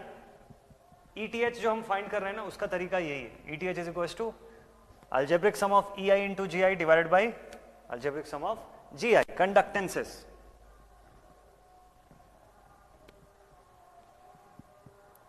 राहुल, अरे ऐसा नहीं है, कोई टेंशन नहीं है, सच में। अरे एकदम आसान है ये फॉर्मूला, बिल्कुल आसान है, कुछ है ही नहीं। नॉर्टन्स थ्योरम अगर आप जानते हो तो आसान, और नॉर्टन्स थ्योरम कौन नहीं जानता है, नॉर्टन्स थ्योरम तो सब जानते हैं। डन ऋतिक, चलिए शुरुआत करते हैं, इसी को समझते हैं, है ना। अननोन कोई वैल्यू नहीं रखते हैं, कोई क्वेश्चन नहीं है, जस्ट इसी के थ्रू मिलमैन्स थ्योरम का जो वर्किंग है उसको समझने की कोशिश करते हैं। तो ये सर्किट दिया हुआ था हमारे पास, ठीक है। इस सर्किट में अगर मैं इन सब का सोर्स ट्रांसफॉर्मेशन कर दूं, इन सब सेक्शंस का, तो पॉसिबल है। कैसा दिखेगा नया सर्किट, देखिए इसका सोर्स ट्रांसफॉर्मेशन अगर किया जाए तो new circuit will be like this. मुझे ना यहां से मान लीजिए IN की वैल्यू चाहिए, किसकी वैल्यू चाहिए, IN की, नॉर्टन्स करंट की वैल्यू चाहिए। मुझे ये देखना है कि वहां पे कितनी शॉर्ट सर्किट करंट जाएगी।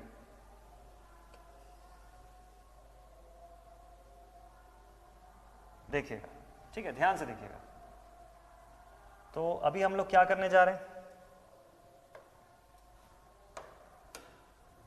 हर सेक्शन पे सोर्स ट्रांसफॉर्मेशन लगाने जा रहे हैं, पूरे सेक्शंस पे सोर्स ट्रांसफॉर्मेशन, ठीक है। तो यहां पर कुछ करंट जाने लग जाएगी, कितनी करंट होगी भाई, देखिए ऐसा कुछ सेक्शन देखने को मिलेगा लाइक दिस। तीन ही ब्रांचेस तो है ना, तो फोर्थ वाले की नीड है नहीं, फोर्थ वाले की कोई जरूरत नहीं है, ठीक है। यहां पर तो आपका RL है ना। देखिए सोर्स ट्रांसफॉर्मेशन लगा रहा हूं मैं, ठीक है। तो यहां पर आ जाएगी करंट सोर्स, इसके साथ पैरेलल में क्या आ जाएगा, जो हमारा रेजिस्टेंस होगा वो, यहां करंट सोर्स, यहां करंट सोर्स, ठीक।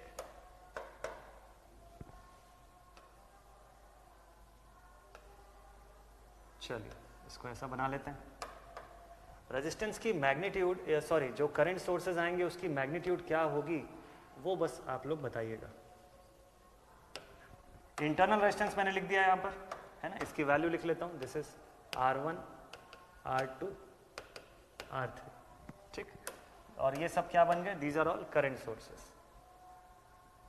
इनकी डायरेक्शन डिपेंड करेगी कि आपका सोर्स किस तरफ करंट भेज रहा है, सोर्स की पोलैरिटी के हिसाब से।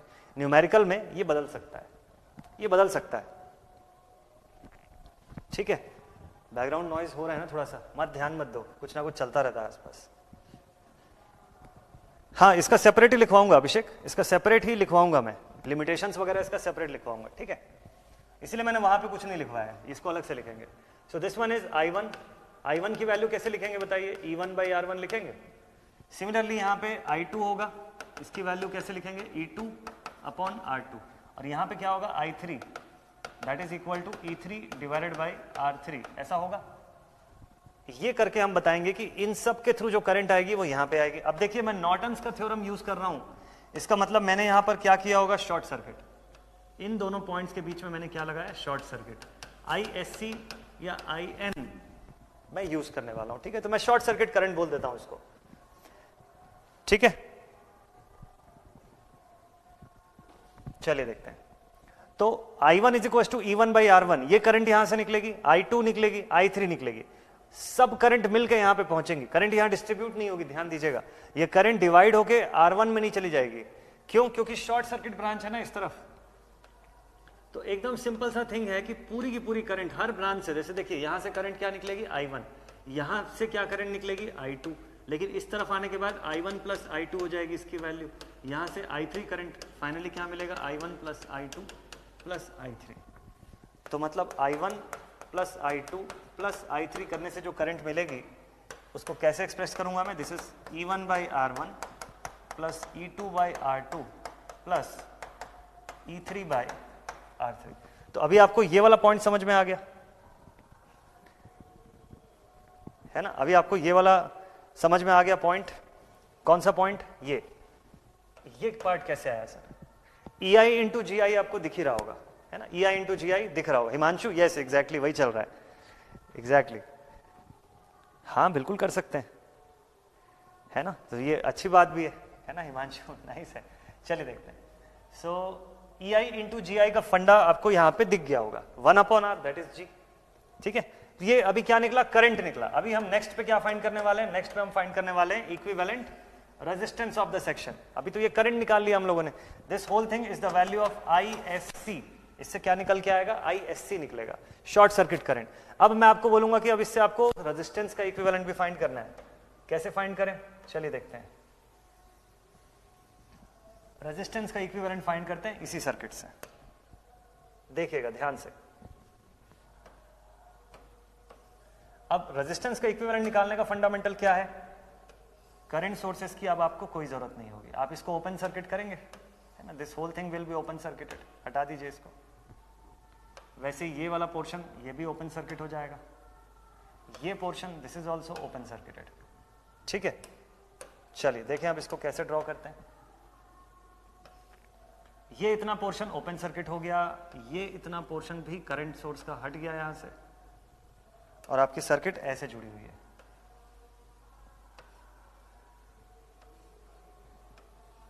लाइक दिस, ठीक। ये करंट वरेंट की अभी कोई नीड नहीं है, इसको हटा दीजिए। हाँ एक और चीज, यहां पर ओपन सर्किट होना चाहिए, लाइक दिस। यहीं पर आप फाइंड कर रहे हैं क्या चीज, RN, नॉर्टन्स रेजिस्टेंस, जिसको RTH भी बोलते हैं हम। कैसे निकलेगा ये, भाई सभी के सभी एलिमेंट्स तो पैरेलल में है ना, तो 1/r के फॉर्म में तो निकलेगा। देख लीजिए ये सब किस फॉर्म में आएंगे, 1/r1 1/r2, भाई 1/rn is equal to 1/r1 plus 1/r2 plus 1/r3, ऐसे ही बताएंगे हम लोग पैरेलल करके। एग्जैक्टली तो अब नीचे का पोर्शन कैसे आया, अब अगर मान लीजिए अब मैं इसका इक्विवेलेंट आपको ड्रॉ करने बोलूं तो आप क्या लिखेंगे, आप इसके इक्विवेलेंट में लिखेंगे कि this one is ETH। Equivalent देखिए सॉल्व पूरा नॉर्टन से किया, इक्विवेलेंट किसका बना रहे हैं, थेवेनिन्स का बना रहे हैं। क्यों, चलिए इसका एक पहले का स्टेप दिखाता हूं मैं आपको। पहले इसका इक्विवेलेंट भी आप पहले नॉर्टन्स के फॉर्म में बनाइए। ये क्या आ गया, दिस इज योर ISC। इसके साथ पैरेलल में क्या आ गया, RN। इसके साथ पैरेलल में क्या आ गया, RL, लोड रेजिस्टर RL। ये सब कुछ सही है, कोई प्रॉब्लम नहीं है इसमें, बट प्रॉब्लम ये है, एक दिक्कत ये है कि जब हमको सोर्स ऑफ EMF मिला हुआ है तो हमको उसका रिजल्ट भी तो EMF के सोर्स के फॉर्म में चाहिए ना। मतलब मुझे करंट सोर्स के फॉर्म में नहीं चाहिए, मुझे ये जानना है कि EMF के फॉर्म में क्या इक्विवेलेंट आएगा। तो ऐसे केस में मुझे इस सर्किट को फिर से ट्रांसफॉर्म करना पड़ेगा इनटू थेवेनिन्स इक्विवेलेंट। तो थेवेनिन्स इक्विवेलेंट में अगर मैं ट्रांसफॉर्म करूंगा तो मैं VTH को कैसे लिख सकता हूं, VTH is equal to ISC into RN, ऐसा बोल सकता हूं मैं। यही कॉम्बिनेशन मुझे बताता है अबाउट VTH। ध्यान रखिएगा इस कॉम्बिनेशन के साथ RL नहीं जुड़ता है, RL अलग रहता है, सेपरेट है वो, ठीक है, वो सेपरेट है। तो सर्किट का इतना हिस्सा अलग है, इसको सॉल्व करके आपको VTH मिलता है। So ISC into RN, V is equal to I into R, ISC into RN करने से जाके आपको ये वैल्यू मिलेगी। तो ISC का क्या फॉर्मूला आपने लिखा हुआ है, देखिए ISC का फॉर्मूला क्या लिखा हुआ है, आपने लिखा ISC is equals to E1/R1 plus E2/R2 plus E3/R3। और RN के लिए आपने क्या लिखा हुआ है, RN के लिए that is equals to 1/R1 plus 1/R2 plus 1/R3, है ना। ये किसकी वैल्यू है, this is the value of 1/RN। इस हिसाब से इन दोनों को आप जब कंबाइन कर देते हैं तब आपको मिलता है VTH, या जिसको हम ETH बोल रहे हैं। इसी के हिसाब से ये फॉर्मूला जो हम लोग पढ़ते हैं वो आता है। ये जो पूरा फॉर्मूला हम लोग देख रहे हैं वो एक्चुअल में इसी के हिसाब से आया हुआ है, इसलिए ऐसा हम लोग उसको G1 plus G2 plus G3 के फॉर्म में ऐसा रिप्रेजेंट कर रहे हैं। तो अब इस फॉर्म में कन्वर्ट करने के बाद हम लोग बोल सकते हैं कि इसका इक्विवेलेंट सर्किट सर अब ऐसा आ जाएगा, this is our ETH, series में RTH, सीरीज में लोड रेजिस्टर। तो उन सभी जनरेटर्स का इक्विवेलेंट हम बता सकते हैं कि वो सब जनरेटर मिलके, पावर कम ज्यादा सबका अलग अलग हो सकता है, वो सब मिलके ऑन एन एवरेज ये ओवरऑल कितना EMF दे रहे हैं। तो एक सोर्स ऑफ EMF से रिप्लेस करेंगे, एक इंटरनल रेजिस्टेंस होगा और एक सिंगल लोड को फीड करता हुआ दिखा सकते हैं हम लोग उसको। यही इसका बेसिक वर्किंग मैकेनिज्म है और इसीलिए हम लोग लिखते हैं कि यहाँ पे ETH का कैलकुलेशन होता है algebraic sum of EI into GI divided by algebraic sum of GI। तो ऐसे जितने भी n नंबर ऑफ ब्रांचेस भी लगे रहने दीजिए, कोई फर्क नहीं पड़ता उससे। n नंबर ऑफ ब्रांचेस भी अगर होंगे ना तो I की वैल्यू 1 से लेके n तक कितना भी वेरी करे उसके अंदर पुट करके हम ETH बता सकते हैं, हम ETH को फाइंड आउट कर सकते हैं।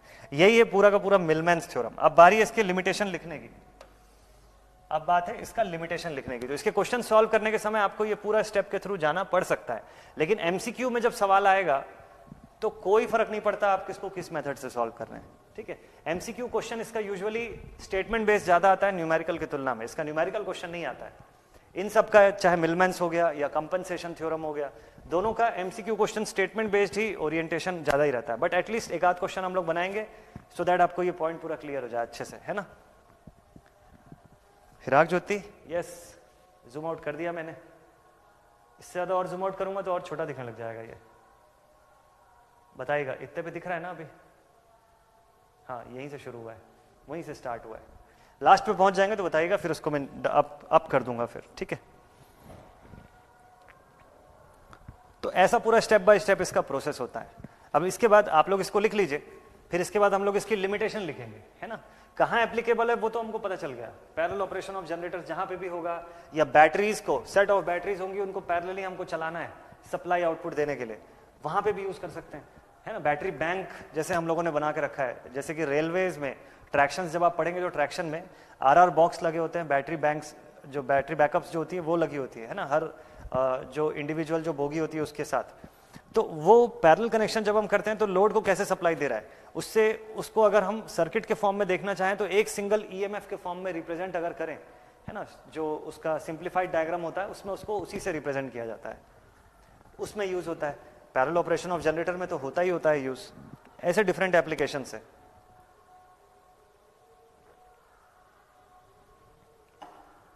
ऐसे इसके डिफरेंट एप्लीकेशन है, ठीक है। इसको लिख लीजिए आप लोग जल्दी से। तो जो वहां पे फॉर्मूला ये वाला हम लोगों ने लिखा था, यही उसका पूरा एक्सप्लेनेशन है, और इसी एक्सप्लेनेशन से आपको इसका वर्किंग पता चल जाएगा। यहाँ पे करंट की एरो जो है वो घूम गई है इधर उधर, इसको सुधार लेते हैं फिर से। ये करंट का एरो सब जगह ऐसे ऊपर की तरफ है ना, नहीं तो वो अजीब सा सिंबल दिखेगा आपको कि वो आया कहां से सर, वैसा सिंबल।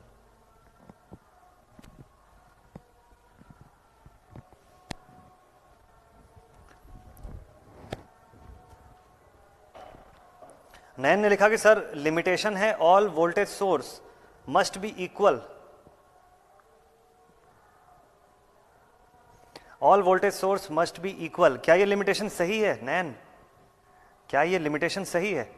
हिमांशु यस, समराइज करते हैं, समराइज करते हैं इसको फटाफट से, है ना। बस सब लोग लिख लें जल्दी से, उसके बाद इसका फटाफट से समझते हैं। 2 मिनट में इसका पूरा क्लियर कर लेते हैं ए टू जेड। एक क्वेश्चन बनाएंगे मस्त, और अच्छा क्लियर हो जाएगा। फिर लास्ट थ्योरम जो है इस चैप्टर का, उस लास्ट थ्योरम को पढ़ेंगे हम लोग। तो नयन ने लिखा कि लिमिटेशन है all the voltage source must be equal. नहीं यार। ऋतिक ने लिखा सर ऊपर वाले फिगर में रेजिस्टेंस से भी तो करंट फ्लो होगा ना। नहीं ऋतिक, ध्यान से देखिए इसको, ये देखिए रेजिस्टेंस में करंट डिवाइड ही नहीं होगी, इसलिए तो उस बात को मैंने और एक बार हाईलाइट करके बोला। आप जानते हो क्यों? क्योंकि यहां पे ना शॉर्ट सर्किट है, शॉर्ट सर्किट है। तो करंट जब यहां से निकलेगी ना तो उसके पास 2 रास्ते रहेंगे, एक तो रेजिस्टेंस में जाना और दूसरा सीधे शॉर्ट सर्किट की तरफ जाना। तो करंट जो है वो शॉर्ट सर्किट के पास से होकर गुजरना ज्यादा पसंद करेगी as compare to going through the resistance. Resistance में कुछ नहीं डिवाइड होगा, कुछ भी नहीं मिलना है इस रेजिस्टेंस से इसको, है ना। यहां से जो करंट निकलेगी वो सीधे सीधे बाहर चली जाएगी शॉर्ट सर्किट में। ISC शॉर्टेड है ना, इसलिए।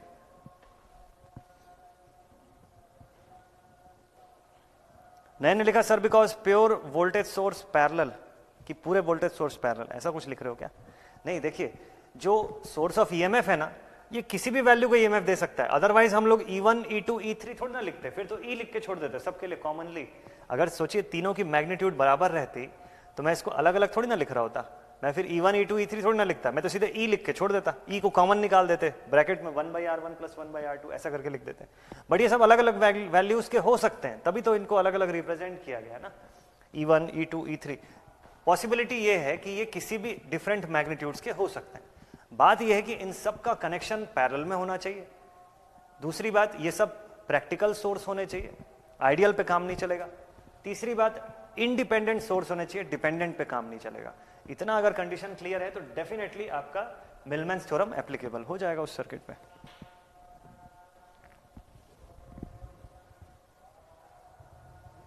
हाँ बिल्कुल सही रिंकू, राइट है ना। हाँ राहुल ने लिखा कि नो सर अगर ऐसा होता तो एक रिक्वायर्ड वैल्यू का ईएमएफ ही,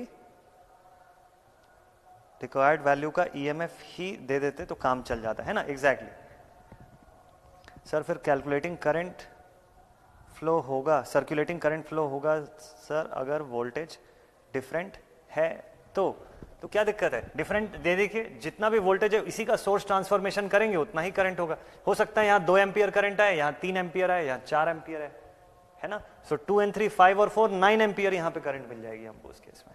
ऐसा है, तो वैल्यूज कैन बी डिफरेंट, कोई दिक्कत नहीं। अच्छा जूम आउट करो। हाँ ये देखिए, ये नेक्स्ट पोर्शन है, ये इतना पूरा लिखा हुआ है इस बोर्ड पर, है ना। इसको कवर करिए जल्दी से, फिर आगे बढ़ते हैं। रंजन, अरे नहीं है कोई खतरनाक नहीं, एकदम आसान है, इजी है थ्योरम। अभी समराइज करते हैं ना इसको फटाफट से, जल्दी से समराइज कर लेते हैं इसको, तुरंत समझ में आएगा। तो मिलमैन्स थ्योरम का ये स्टेटमेंट और ये फॉर्मूला खास तौर पे ना, इस फॉर्मूले के फॉर्म में क्वेश्चन आ चुका है, एसएससी के एग्जाम में भी आ चुका है यही फॉर्मूला एग्जैक्ट। थोड़ा सा फॉर्म बदल देगा आपके लिए, थोड़ा सा फॉर्म चेंज कर देता है। जैसे कि यहां पे दे देगा ऊपर तो सब कुछ सेम है, नीचे लिख देगा summation of 1/R1 plus summation of 1/RI, ऐसा लिख देगा किसी ऑप्शन में कोई दूसरा ऑप्शन इधर उधर कर देते हैं वो लोग, ऑप्शन में थोड़ा बहुत चेंज कर देते हैं। तो आपको ये पहचानना आना चाहिए कि ये किस फॉर्म में एक्सप्रेस्ड होता है। कुछ केस में कर देगा आई की वैल्यू 0 से n कर देगा या 0 से इंफिनिटी कर देगा, तो अनडिफाइंड फॉर्म में भी आप नहीं बता सकते हैं, ये भी एक प्रॉब्लम है ना। अनडिफाइंड फॉर्म अगर रहेगा तो ETH नहीं निकल सकता उस केस में, है ना अनुपा? हाँ बिल्कुल, इसमें कुछ नहीं है। मेन देखिए, मेजर शुरुआती जो 3-4 जो थ्योरम्स आप पढ़े हैं ना, थेवेनिन्स, नॉर्टन्स, SPT और मैक्स PT, बस ये 4 थ्योरम अगर आपको क्लियर है तो आगे चल के यही लोग यूज हो रहे हैं बार बार। थेवेनिन नॉर्टन ही आप देखिए फिर से यूज हो रहा है यहां पर भी। विवेक अभी तो दूसरा चैप्टर है, अभी से नोटबुक कैसे फुल हो गई?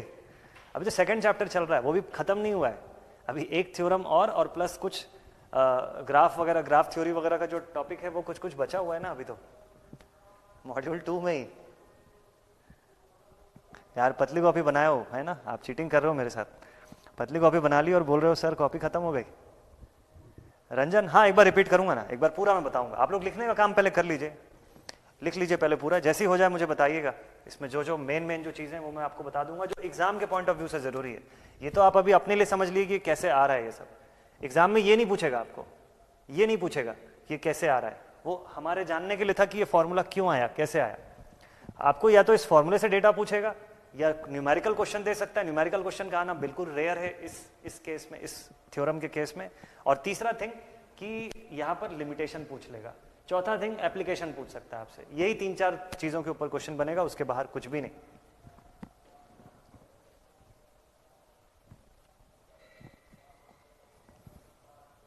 $400 पेज की कॉपी बनाया ना अनुपा, वेरी नाइस, बढ़िया। चलिए स्टार्ट करें, नेक्स्ट आगे बढ़े। निभा ने लिखा कि सर कितने मॉड्यूल हैं? इसके बाद 3 और, 3 more to go। इसके बाद 3 और पढ़ेंगे। एक मैग्नेटिक का पढ़ेंगे, एक सिंगल फेज एसी पढ़ेंगे, एक 3 फेज एसी पढ़ेंगे, बस उसी के अंदर पूरा कुछ पढ़ेंगे हम लोग मस्त। चलिए इस थ्योरम के बारे में, इसकी लिमिटेशंस, प्रॉपर्टीज एंड लिमिटेशंस की बात कर लेते हैं। प्रॉपर्टीज एंड लिमिटेशंस कहाँ एप्लीकेबल है, कैसे एप्लीकेबल है, वो सब कुछ इसमें लिख लेते हैं जल्दी से। प्रॉपर्टीज हो गई, लिमिटेशन हो गई, एप्लीकेशन भी लिख लेंगे इसी के अंदर। देखिए सबसे first thing,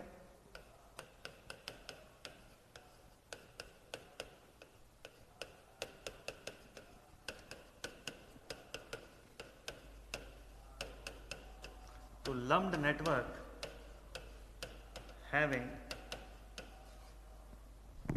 having practical sources of EMF। ठीक, दूसरा point, it is applicable to parallel connected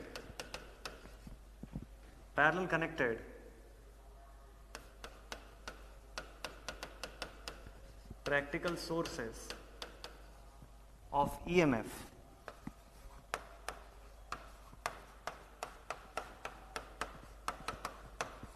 supplying a fixed load। ठीक, third case, its application is, इसकी एप्लीकेशन जो है वो क्या है? अच्छा चलिए एक और इसकी लिमिटेशन मैं बता देता हूं पहले।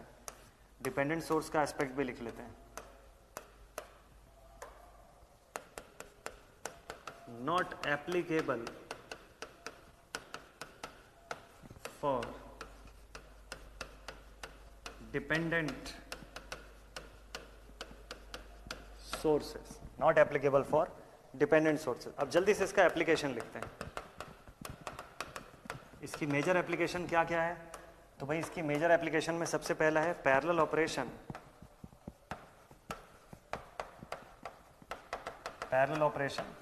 Of generator. ठीक है, जनरेटर के पैरेलल ऑपरेशन का जो इसका एप्लीकेशन है वो इंपॉर्टेंट है राहुल, ठीक है। So parallel operation of generator, ठीक है, और पैरेलल ऑपरेशन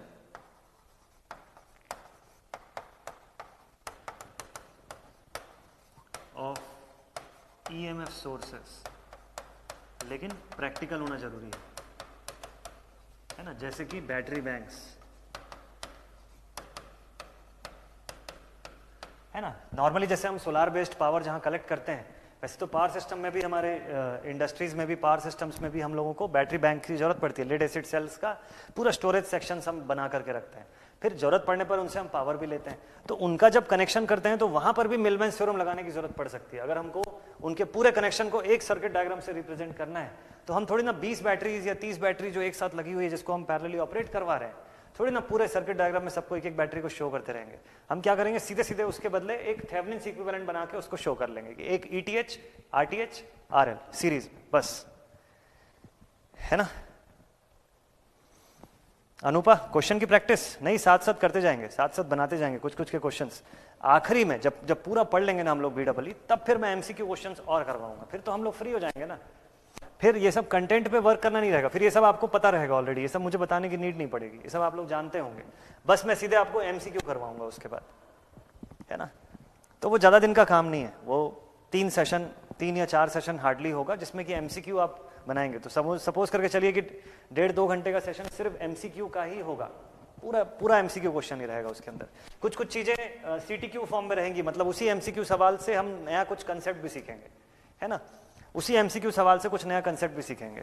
तो ऐसा वाला भी कुछ क्वेश्चन मैंने छोड़ के रखा है। जैसे कि पहला यूनिट अगर हम लोग पढ़ रहे थे, आप लोगों ने नोटिस किया होगा, तो पहले यूनिट में मैंने आपको रेजिस्टेंस का चेंज इन लेंथ का क्वेश्चन नहीं करवाया है, जानबूझ के उसको छोड़ा हुआ है। चेंज इन लेंथ, ऐसा एक क्वेश्चन आता है रेजिस्टेंस के बारे में कि if its length changes by 60% then find the new value of resistance. अगर इसकी पुरानी वैल्यू 3 ओम थी तो इसकी नई वैल्यू कितनी होगी अगर उसकी लंबाई को 60% बदल दिया जाए तो। ये एक एग्जाम्पल के तौर पे मैंने बताया। तो इस टाइप का क्वेश्चन हम लोग डायरेक्टली MCQ बनाएंगे लास्ट में, लेकिन ये सब मैंने छोड़ रखा है जानबूझ के। ये सीधे सीधे क्वेश्चन के थ्रू आप वहीं कंसेप्ट सीखते जाएंगे, वहीं के वहीं कंप्लीट होता जाएगा। ये AC बनेगा ना, पूरा बनेगा रंजन, पूरा बनेगा। हाँ अनुपा, बिल्कुल कर सकते हैं, बिल्कुल कर सकते हैं, क्लास के तुरंत बाद, इस क्लास के कंप्लीट होने के तुरंत बाद, है ना। कुछ भी डाउट रहे, कुछ भी आप लोग का अगर ऐसा कुछ क्वेरी रहे, तुरंत पूछ सकते हैं, बता सकते हैं आप लोग। हाँ बिल्कुल, बल्ब का, जैसे पावर का कैलकुलेशन बहुत सारे बच्चे गलती करते हैं कि जैसे बल्ब का है, पावर का वोल्टेज के फॉर्म में दिया। एक सवाल आता है SSC के एग्जाम में कि अगर 2 बल्ब ऐसे पैरेलल में कनेक्टेड है, एक इतने वॉट इतने वोल्ट्स का है, दूसरा इतने वॉट इतने वोल्ट्स का है ना, तो दोनों में से ब्राइटर कौन जलेगा अगर उसको इतनी सप्लाई दी जाए तो। सीरीज में कनेक्टेड है वही दोनों बल्ब, तो ज्यादा ब्राइट कौन सा जलेगा, ये एक सवाल आता है, बड़ा कॉमन रहता है, पूछता है ये सब, है ना। हाँ यूटिलाइजेशन का मैं ही बताऊंगा नैन, यूटिलाइजेशन सब्जेक्ट भी मैं ही डील करूंगा, है ना। वेटेज और सब्जेक्ट्स का थोड़ा सा डिफरेंस रहता है अभिषेक, दोनों एग्जाम में ना, दोनों एग्जाम में वेटेज और सब्जेक्ट का थोड़ा सा डिफरेंस रहता है। BEE का वेटेज SSC की तुलना में RRB JEE में और ज्यादा है, और ज्यादा है, परसेंटेज वेटेज वहां इंक्रीज हो जाता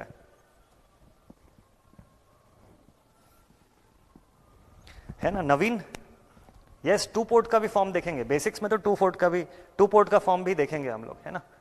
वो सब इसी BEE में ही देखेंगे, 2 पोर्ट देखेंगे, और ये सब ग्राफ, नेटवर्क थ्योरी या तो अभी देखेंगे इसी मॉड्यूल के अंदर, या फिर मैं प्लान करूंगा कि लास्ट में अगर हो सके तो लास्ट में भी देखेंगे, जैसा भी पॉसिबल रहे, बट करेंगे, है ना। बेस्ट, बढ़िया।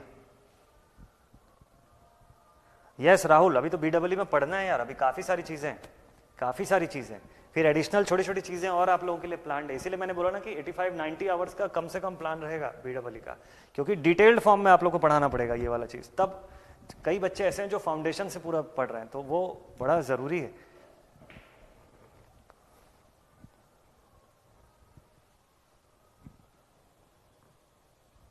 है ना। चलिए, तो यहां तक डन। अच्छा इसको मैं हटा देता हूं, नहीं तो ये फालतू में कंफ्यूज करेगा, इसे हटा देते हैं। एप्लीकेशन लिख लिया हम लोगों ने, पैरेलल ऑपरेशन हो गया और ये सारी चीजें, ठीक है। सीधे क्वेश्चन बनाते हैं, ठीक। अभी तुरंत समझ आ जाएगा ये। फाइंड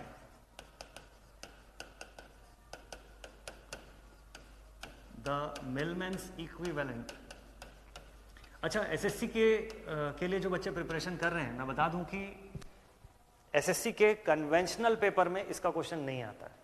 एसएससी के कन्वेंशनल एग्जाम के पेपर में आज तक नहीं आया हुआ है इसका क्वेश्चन, तो निश्चिंत रह सकते हैं आप लोग, ठीक है। तो अभी भले ही हम यहाँ पे बनाए, भले ही क्वेश्चन बड़ा रहे, बट वो नहीं आएगा कन्वेंशनल में।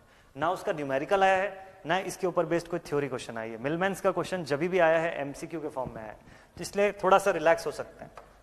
बट ठीक है, एक क्वेश्चन बना लेते हैं, एटलीस्ट हमको उसका कंसेप्ट समझ में आ जाए।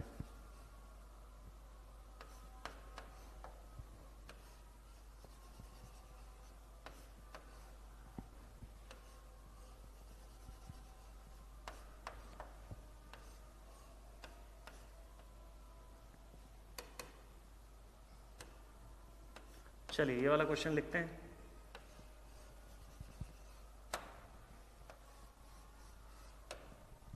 ये सर्किट है और इसमें एलिमेंट्स की वैल्यू कितनी कितनी है देखते हैं।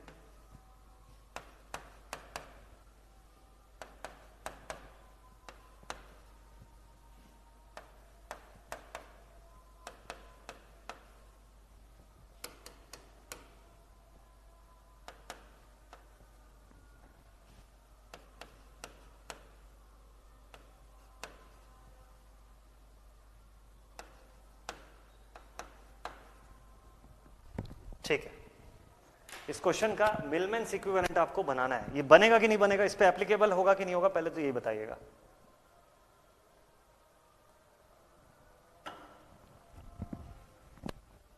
ठीक है, ये बनेगा या नहीं बनेगा।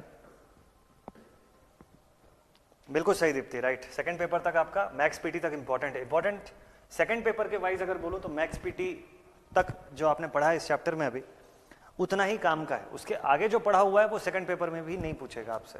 रेसिप्रोसिटी या मिलमेंस या कंपेंसेशन नहीं पूछता है ना। इंटेलिजेंस, ये सब का जो फॉर्म रहता है ना, वो किस में रहता है, पेपर 1 के लिए ही रहता है। एमसीक्यू उसके ही फॉर्म में पूछेगा, अगर पूछेगा तो, उससे ज्यादा नहीं।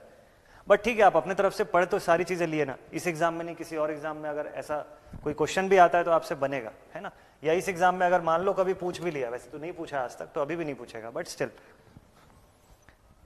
नहीं बनेगा सर। नयन ने लिखा हुआ है एक बीच का रेजिस्टेंस।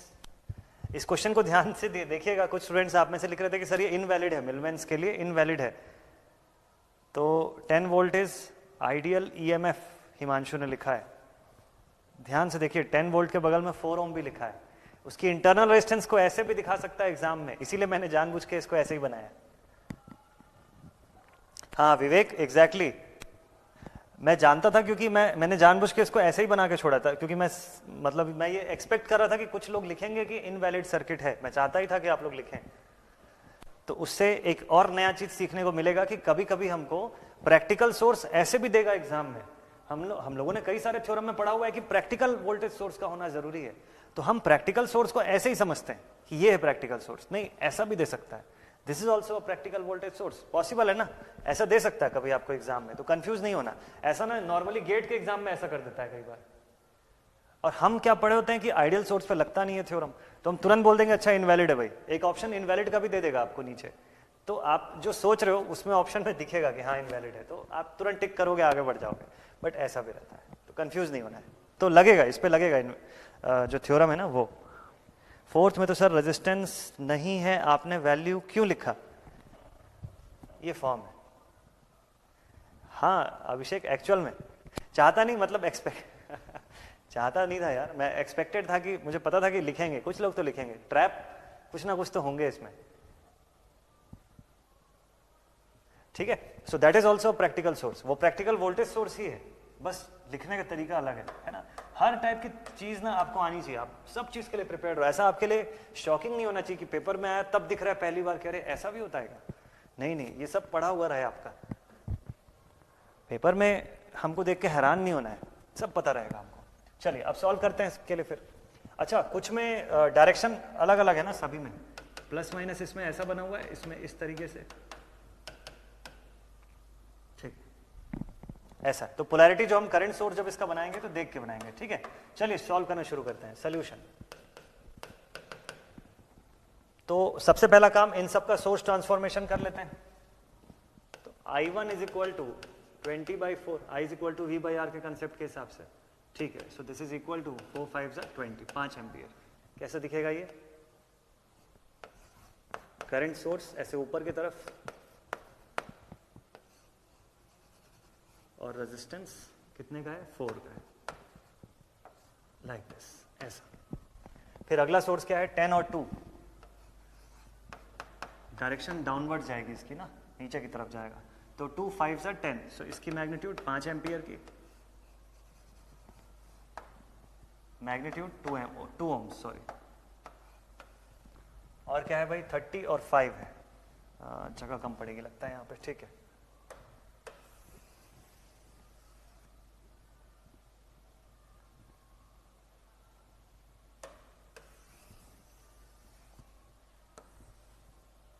चलिए इसको यहां पर बना लेते हैं, ठीक है। तो 30 और 5 है। नेक्स्ट एलिमेंट कैसा बनेगा? इसमें भी करंट की डायरेक्शन नीचे की तरफ, 5 6 30, तो 6 एम्पियर, और रेजिस्टेंस की वैल्यू 5 है ना, ठीक है। और लास्ट में क्या है? 4 वोल्ट और 10 ओम, डायरेक्शन ऊपर की तरफ करंट की, ठीक है। 10/4 बाद में देखेंगे इसका, और यहां पर 4, ठीक है। इतना आएगा इक्विवेलेंट सर्किट, ऐसा।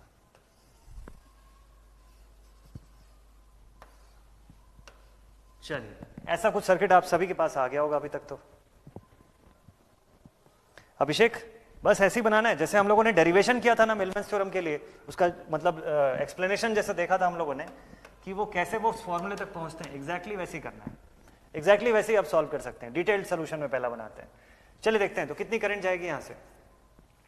सबसे पहला थिंग, हमको ISC चाहिए, शॉर्ट सर्किट करंट चाहिए ना, हमको यहां से शॉर्ट सर्किट करंट की वैल्यू चाहिए। We want the value of ISC। तो देखिएगा, एक दिशा में जाने वाली करंट कितनी है? 5 और 10/4, 2 2 4, 2 5 10, यानी 5/2। 5 + 5/2 एक दिशा में जा रहा है, 5 2 10 और 5 15/2, यानी कि लगभग 7.5, 7.5, ठीक है। उल्टे दिशा में कितना जा रहा है? 6 और 5 11 एम्पियर, अपोजिट डायरेक्शन में जा रहा है। सो 11 - 7.5, दिस वैल्यू इज 8 9 10 3, यानी 2.5, सॉरी 3.5, ठीक है। This value is 3.5 ampere. ISC अगर मैं नीचे की तरफ निकाल रहा हूं तो ध्यान दीजिएगा इसकी वैल्यू -3.5 एम्पियर आएगी, क्योंकि डोमिनेटिंग करंट ये दोनों की है, 6 और 5, 11 एम्पियर इधर से जा रहा है, ऊपर से जा रहा है कितना? 7.5 एम्पियर, तो 11 बड़ा है, इसकी वजह से यहां पे जो रिजल्टेंट बचेगा वो इस दिशा में 3.5 एम्पियर का बचेगा, नीचे से ऊपर की तरफ जाते हुए। तो मैग्नीट्यूड आई क्या इसकी? ठीक है। अनुपा ने RTH की वैल्यू भी फाइंड किया हुआ है, बढ़िया। कितना आ रहा है RTH? 5/6 ohms। दिनेश ने ETH निकाला है, बढ़िया। और 23/20 आ रहा है RTH, ठीक है। चलिए देखते हैं। तो ISC की मैग्नीट्यूड मैंने बताया आपको, this is the value of ISC। फिर नेक्स्ट R इक्विवेलेंट है ना, या RN जिसको बोलते हैं, वो फाइंड कर लेते हैं। कैसे होगा? सभी का पैरेलल करना होगा। 4 और 4 आ गया 2, 2 और 2 आ गया 1, 1 और 5 पैरेलल कर देते हैं, तो 1 × 5, 1 + 5, दिस इज 5/6 ohms, है ना। RTH तो मुझे लगता है कि तुरंत निकल आएगा, 5/6 से तो आ रहा है RTH। हिराग ज्योति, 5 + 5/2 एक बार बता दीजिए। 5 + 5/2, अच्छा देखिए ये मैंने क्यों किया बता देता हूं। दो करंट एक ही दिशा में जा रही है ना, ये दोनों एक दिशा में ऐसे जा रही है, तो यहां से कितना निकला? 5 एम्पियर करंट, वहां शॉर्ट सर्किट है ना, तो इधर डिवाइड कुछ नहीं होना है, जो भी ये 5 एम्पियर निकलेगा इधर जाएगा, साथ में आगे जाके 5/2 भी मिल जाएगा, तो दोनों एक डायरेक्शन की करंट है, इसको मैंने ऐड कर दिया, तो आंसर कितना आ गया? 7.5 एम्पियर। वहीं दूसरी तरफ ये दोनों करंट अपने अलग डायरेक्शन में जा रही हैं, ऐसे 6 और 5 11, डायरेक्शन अपोजिट होने की वजह से जो नेट करंट हमको यहां पे मिलेगा दैट विल बी 3.5 एम्पियर। 11 - 7.5, 3.5, लेकिन किस में से? इन दोनों में से, यानी नीचे से ऊपर की तरफ करंट जा रही है। ISC उल्टे दिशा में दिख रहा है हमको, ऐसा। विवेक का ETH कितना आया? 1.944 वोल्ट्स। चलिए सॉल्व कर लेते हैं। अच्छा, तो RTH आ गया ना हमारे पास, this is the value of RTH 5/6, और this is the value minus sign के साथ, दिस इज IN। तो अगर मैं सर्किट बनाने जाऊं नॉर्टन्स का, तो कैसा बनेगा यहां पर? ऐसा।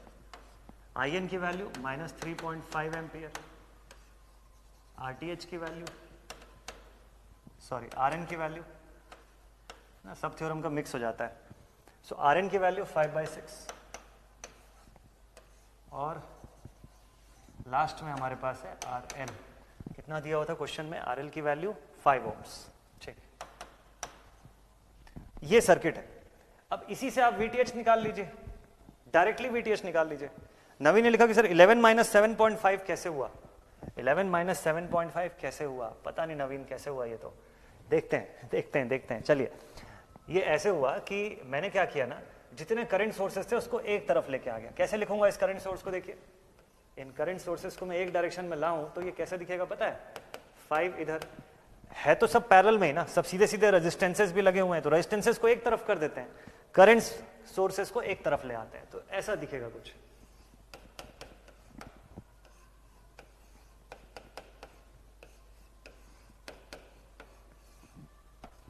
फिर इसके बाद यहां से ऐसे रेजिस्टेंसेस शुरू होंगे, लाइक दिस। ऐसा सिंप्लीफाई कर सकते हैं आप। तो क्या क्या वैल्यू है इनकी? देखिए, ये 5 है, ये 5 है, यहां पे क्या है? 6 है, और उधर क्या है? 5/2। तो अब मुझे देखना है कि टोटल करंट कितनी निकल रही है और किस दिशा में निकल रही है। तो मैं क्या करूंगा पता है? देखिए, 5 और 5 को काट सकता हूं एक दूसरे से, कैंसिल। इसको मैंने कैंसिल कर दिया, +5 - 5, दिशा उल्टा है ना, तो कट गया। अब बचा 6 और 5/2, तो 6 - 5/2, क्योंकि दिशा अपोजिट है ना, 6 इस तरफ जा रही है, 5/2 उधर जा रहा है, माइनस कर लेते हैं। तो जितना बचेगा 6 2 = 12 -5 / 2, 7/2। ठीक है, यानी 3.5, लेकिन माइनस में। क्यों? क्योंकि मैंने I' इस दिशा में देखा है, IN की वैल्यू डाउनवर्ड देख रहा हूं मैं, इसलिए।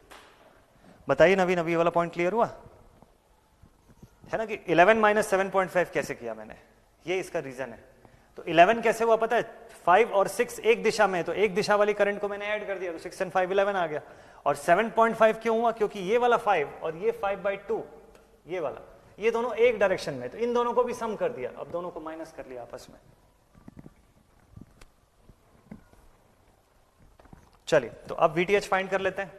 तो VTH इज इक्वल टू, अब इसका अगर मैं इक्विवेलेंट बनाऊं थेवेनिन्स के फॉर्म में, तो इस हिसाब से यहां पर VTH कितना आएगा, यहां पर RTH कितना आएगा, और RL कितना आएगा। ठीक है, RTH तो उतना ही रहेगा, इसमें कुछ नहीं चेंज होगा, दिस शुड बी 5/6।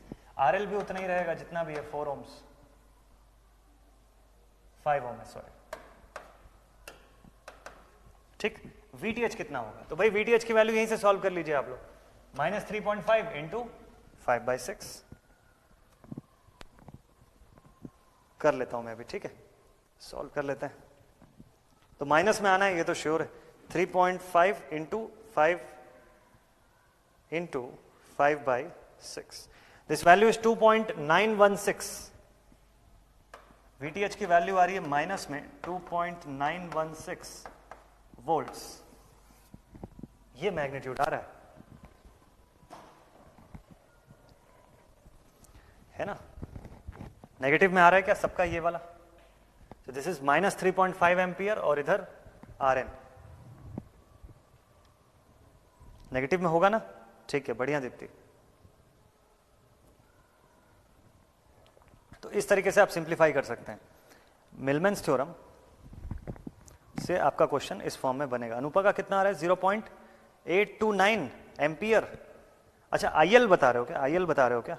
नयन एकदम सही है आपका भी, बढ़िया। अभिषेक -2.9166, ठीक, बढ़िया, नाइस है, बहुत बढ़िया, सही है। अब क्या इसमें से करंट IL फाइंड करने की नीड है? नहीं, मिलमैन्स थ्योरम में कहीं पे IL फाइंड करने की जरूरत नहीं पड़ती है। बस ये जो सर्किट आपने बना दिया ना, यही आपका मिलमैन्स सर्किट के फॉर्म में कन्वर्ट हो चुका है। तो वैसे तो हम लोग इसको थेवेनिन सर्किट बोलते हैं, बट ठीक है, मतलब अब सर जेकब मिलमैन ने बोला ही हुआ है तो उनकी बात तो मानना पड़ेगा आपको, ठीक है, कि ये भाई मिलमैन सर्किट है। तो this is the simplified form.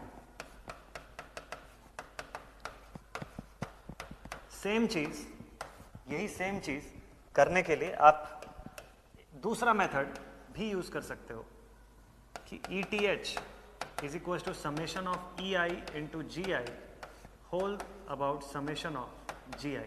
इस मेथड से भी आप चाहें तो एग्जैक्टली सेम चीज फाइंड कर सकते हैं, आपका आंसर यही आएगा, है ना। बाद में आप चाहें तो इस मेथड से भी कैलकुलेट करके देखिएगा, ETH आपका यही आएगा। ऋतिक ने लिखा सर करंट का डायरेक्शन डाउनवर्ड्स होगा ना, देखिए माइनस साइन के साथ लिखा है मैंने ऋतिक। देखिए 11 एम्पियर इधर से जा रही है, 7 एम्पियर कितना 7.5, यार 3.5 एम्पियर कहां होगा, वही होगा क्या? हाँ ठीक है सही, ठीक है सही लिखा मैंने। सो 7.5 जो है वो इधर से आ रही है, तो बताइए कितनी करंट बचेगी? तो नीचे से ऊपर की तरफ जाती हुई आपके पास बचेगी 3.5 एम्पियर। लेकिन मेरा रेफरेंस डायरेक्शन क्या है? ये है, ये मेरा रेफरेंस डायरेक्शन है। मैंने ISC नीचे की तरफ जाता हुआ अज्यूम किया हुआ है, तो मेरे रेफरेंस डायरेक्शन के हिसाब से ये उल्टा जा रहा है, तो इसलिए मैंने इसको -3.5 लिखा। तो जब -3.5 लिखा तो IN की मैग्नीट्यूड ऐसे शो करते हैं हम लोग। नॉर्टन सेक्शन में IN जो है हम इस डायरेक्शन से जाता हुआ दिखाते हैं, ये आइडियल कंडीशन है। तो इसके हिसाब से हम लोगों ने लिखा कि -3.5 एम्पियर। अब बताइए कि ये माइनस सही है कि प्लस सही है? इसको माइनस सही लिखना चाहिए या प्लस में सही लिखना चाहिए?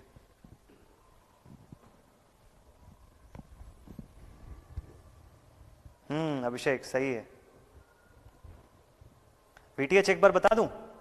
हिराग ज्योति ने पूछा कि सर VTH एक बार बताइए। देखिए VTH एकदम डायरेक्ट सॉल्व करना है। कैसे सॉल्व करना है बताऊं? यहां पे आप लिखेंगे VTH is equal to IN into RN। पिछले 2-3 पेज पहले मैंने इसके डेरिवेशन के समय जब मिलमैन्स थ्योरम एक्सप्लेन कर रहा था, उस समय मैंने बताया था कि VTH डायरेक्टली आप इसी से निकाल सकते हैं। VTH जो हम बताते हैं ना, वो इन दोनों का रिजल्टेंट होता है एक्चुअल में। सोर्स ट्रांसफॉर्मेशन ही तो करते हैं ना, ये प्रैक्टिकल करंट सोर्स है, this is a practical current source, इसी को हम प्रैक्टिकल वोल्टेज सोर्स में बदल देते हैं बस। तो हमको पता है कि सोर्स ट्रांसफॉर्मेशन करने के समय रेजिस्टेंस की मैग्नीट्यूड कभी नहीं चेंज होती है, वो सिर्फ पोजीशन बदलता है अपनी। तो RTH उतना का उतना ही है, पैरेलल में था पिछली बार, इस बार सीरीज में आ गया और वोल्टेज की वैल्यू आपको मिल गई। तो हम ऐसे सॉल्व करते हैं IN इंटू RN। तो IN की वैल्यू कितनी थी? -3.5। RN की वैल्यू जितनी थी उससे मल्टीप्लाई कर लीजिए, ठीक है। तो इसमें बहुत ज्यादा मेहनत करने की नीड नहीं है, बहुत ज्यादा इसमें मेहनत करने की नीड है ही नहीं। इसको आप इस मेथड से भी सॉल्व कर सकते थे अगर चाहते तो। EI into GI, individual sections का आपके पास EMF था, प्लस या माइनस आपको ध्यान रखना पड़ेगा कि कब प्लस में लेना है कब माइनस में लेना है ना। जैसे कि ऐसे देखिए, कहाँ गया क्वेश्चन, ये इसमें देखिए, अगर आपको डायरेक्टली अगर ETH फाइंड करना होता तो आप क्या करते पता है? आप लिखते EI इंटू GI, मतलब summation of EI into GI, मतलब 20/4 माइनस 10/2 माइनस 30/5 प्लस 10/4, ऐसा होल डिवाइडेड बाय 1/4 1/2 1/5 1/4। इतने से भी आपका ETH निकल के आ जाता, इतने से भी आपका ETH निकल के आ जाता, ये जो आपने फाइंड किया हुआ है ये वाला, ठीक है। तो मेथड पूरे आपके पास है, आपकी चॉइस है, आप जैसा चाहें वैसे सॉल्व कर सकते हैं। एग्जैक्टली है ना अभिषेक कि नॉर्टन्स का सोर्स ट्रांसफॉर्मेशन थेवेनिन्स होता है। ये चीज हम लोग लिखे भी थे शायद, जब थेवेनिन नॉर्टन पढ़ रहे थे तो लिखे भी थे शायद हम लोग ये वाला पॉइंट, है ना।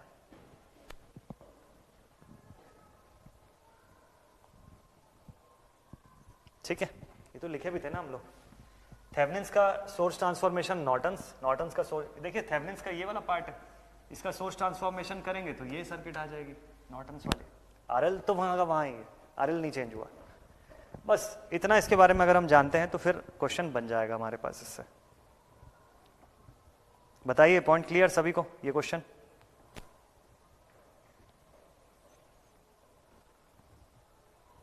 नॉर्टन्स इक्विवेलेंट सर्किट में ऋतिक,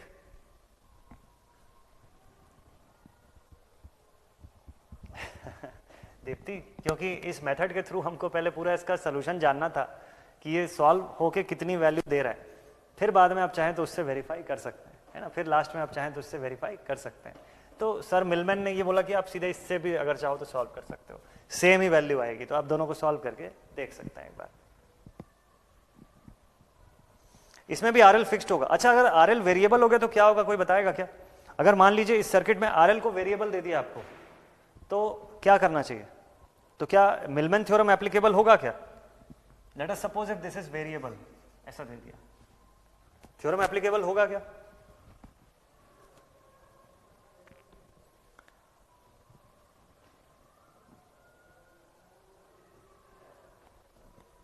अनुपा ठीक है, राइट है, बट ठीक है, कोई इशू नहीं है। आप वैसे भी इसका क्वेश्चन एग्जाम में नहीं आना है, मतलब इसका सीधे सीधे आपका स्टेटमेंट बेस्ड क्वेश्चन ही आता है, बट ठीक है, आपको एटलीस्ट बनाना तो आना चाहिए। हाँ, तो मेरा क्वेश्चन ये था कि अगर वेरिएबल दे दिया तो is it possible to solve? भाई देखिए, वेरिएबल दिया अच्छी बात है, उसके साथ अगर इसकी मैग्नीट्यूड दिया हो ना, जैसे यहाँ 5 ओम लिखा हुआ है, अगर ऐसा मैग्नीट्यूड दे के रखा है रेजिस्टेंस की तो फिर ठीक है, तो फिर एप्लीकेबल है, तब कोई दिक्कत नहीं है हमको।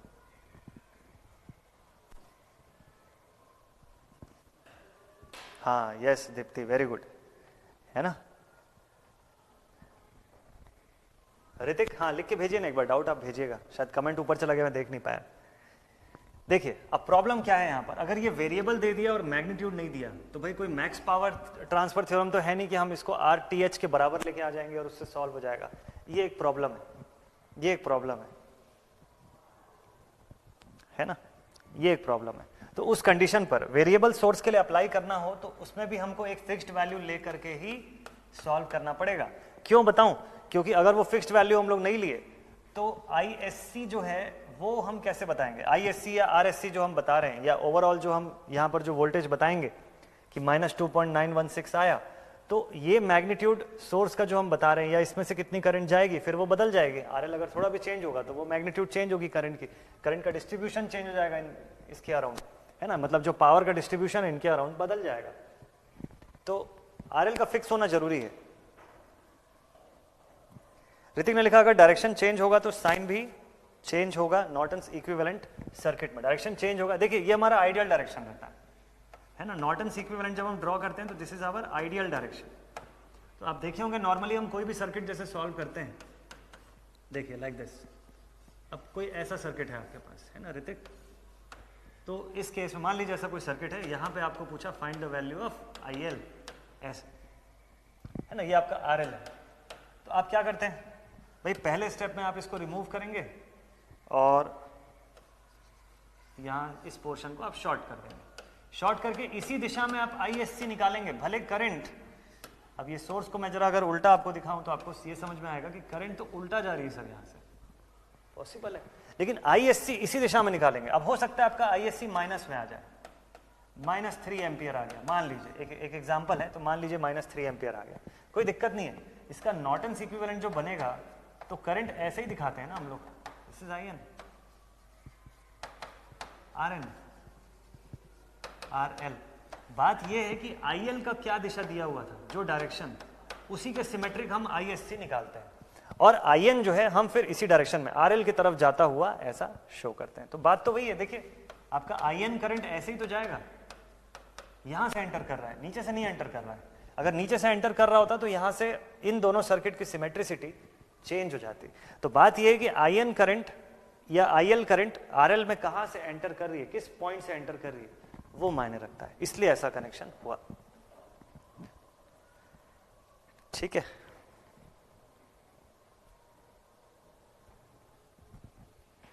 अच्छा इसको आप कर दूं? हाँ चलिए, इसको आप लोग लिख लीजिए, मस्त, इसको लिख लीजिए, फिर बताइएगा, फिर इसको डन करते हैं हम लोग।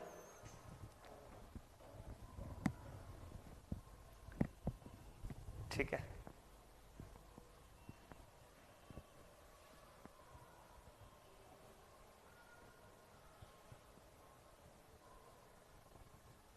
चलिए इसको लिख लीजिए, मस्त, जल्दी से आप लोग सब कंप्लीट कर लीजिए, फिर नेक्स्ट थ्योरम स्टार्ट करते हैं। आज शुरू करें या कल शुरू करें, बताइएगा।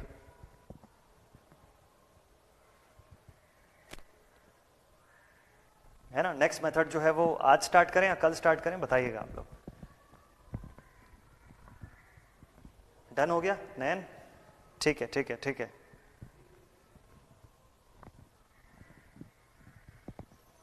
नेक्स्ट इसके बाद हम लोग पढ़ेंगे कंपेंसेशन थ्योरम, है ना। कंपेंसेशन थ्योरम में भी शॉर्ट सा एक आज रहने दें, ठीक है राहुल, ठीक है।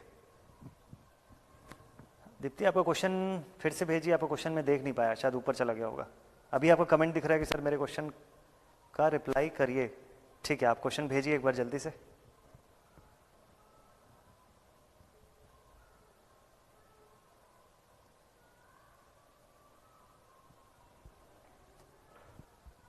कल सर प्लीज, अभी आज अभी 5:15 को लेक्चर है पावर इलेक्ट्रॉनिक्स का, ठीक है नयन, ठीक है, कल से शुरू करेंगे, ठीक है पक्का विवेक, ओके, है ना नयन, ठीक है ठीक है। मैंने आपको कमेंट देख लिया, बाकी लोग का कमेंट भी आने दीजिए।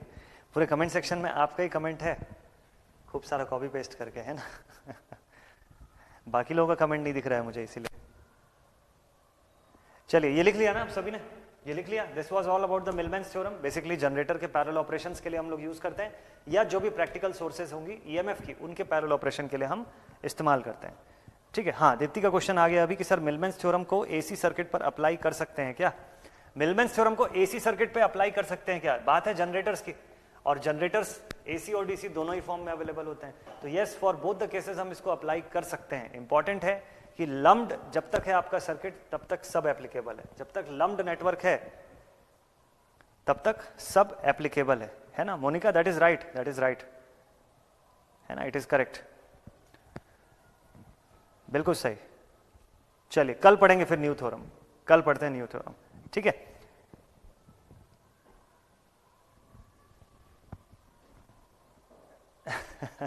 अरे नहीं नहीं, हाँ बिल्कुल नहीं करना है ना कॉपी पेस्ट कमेंट।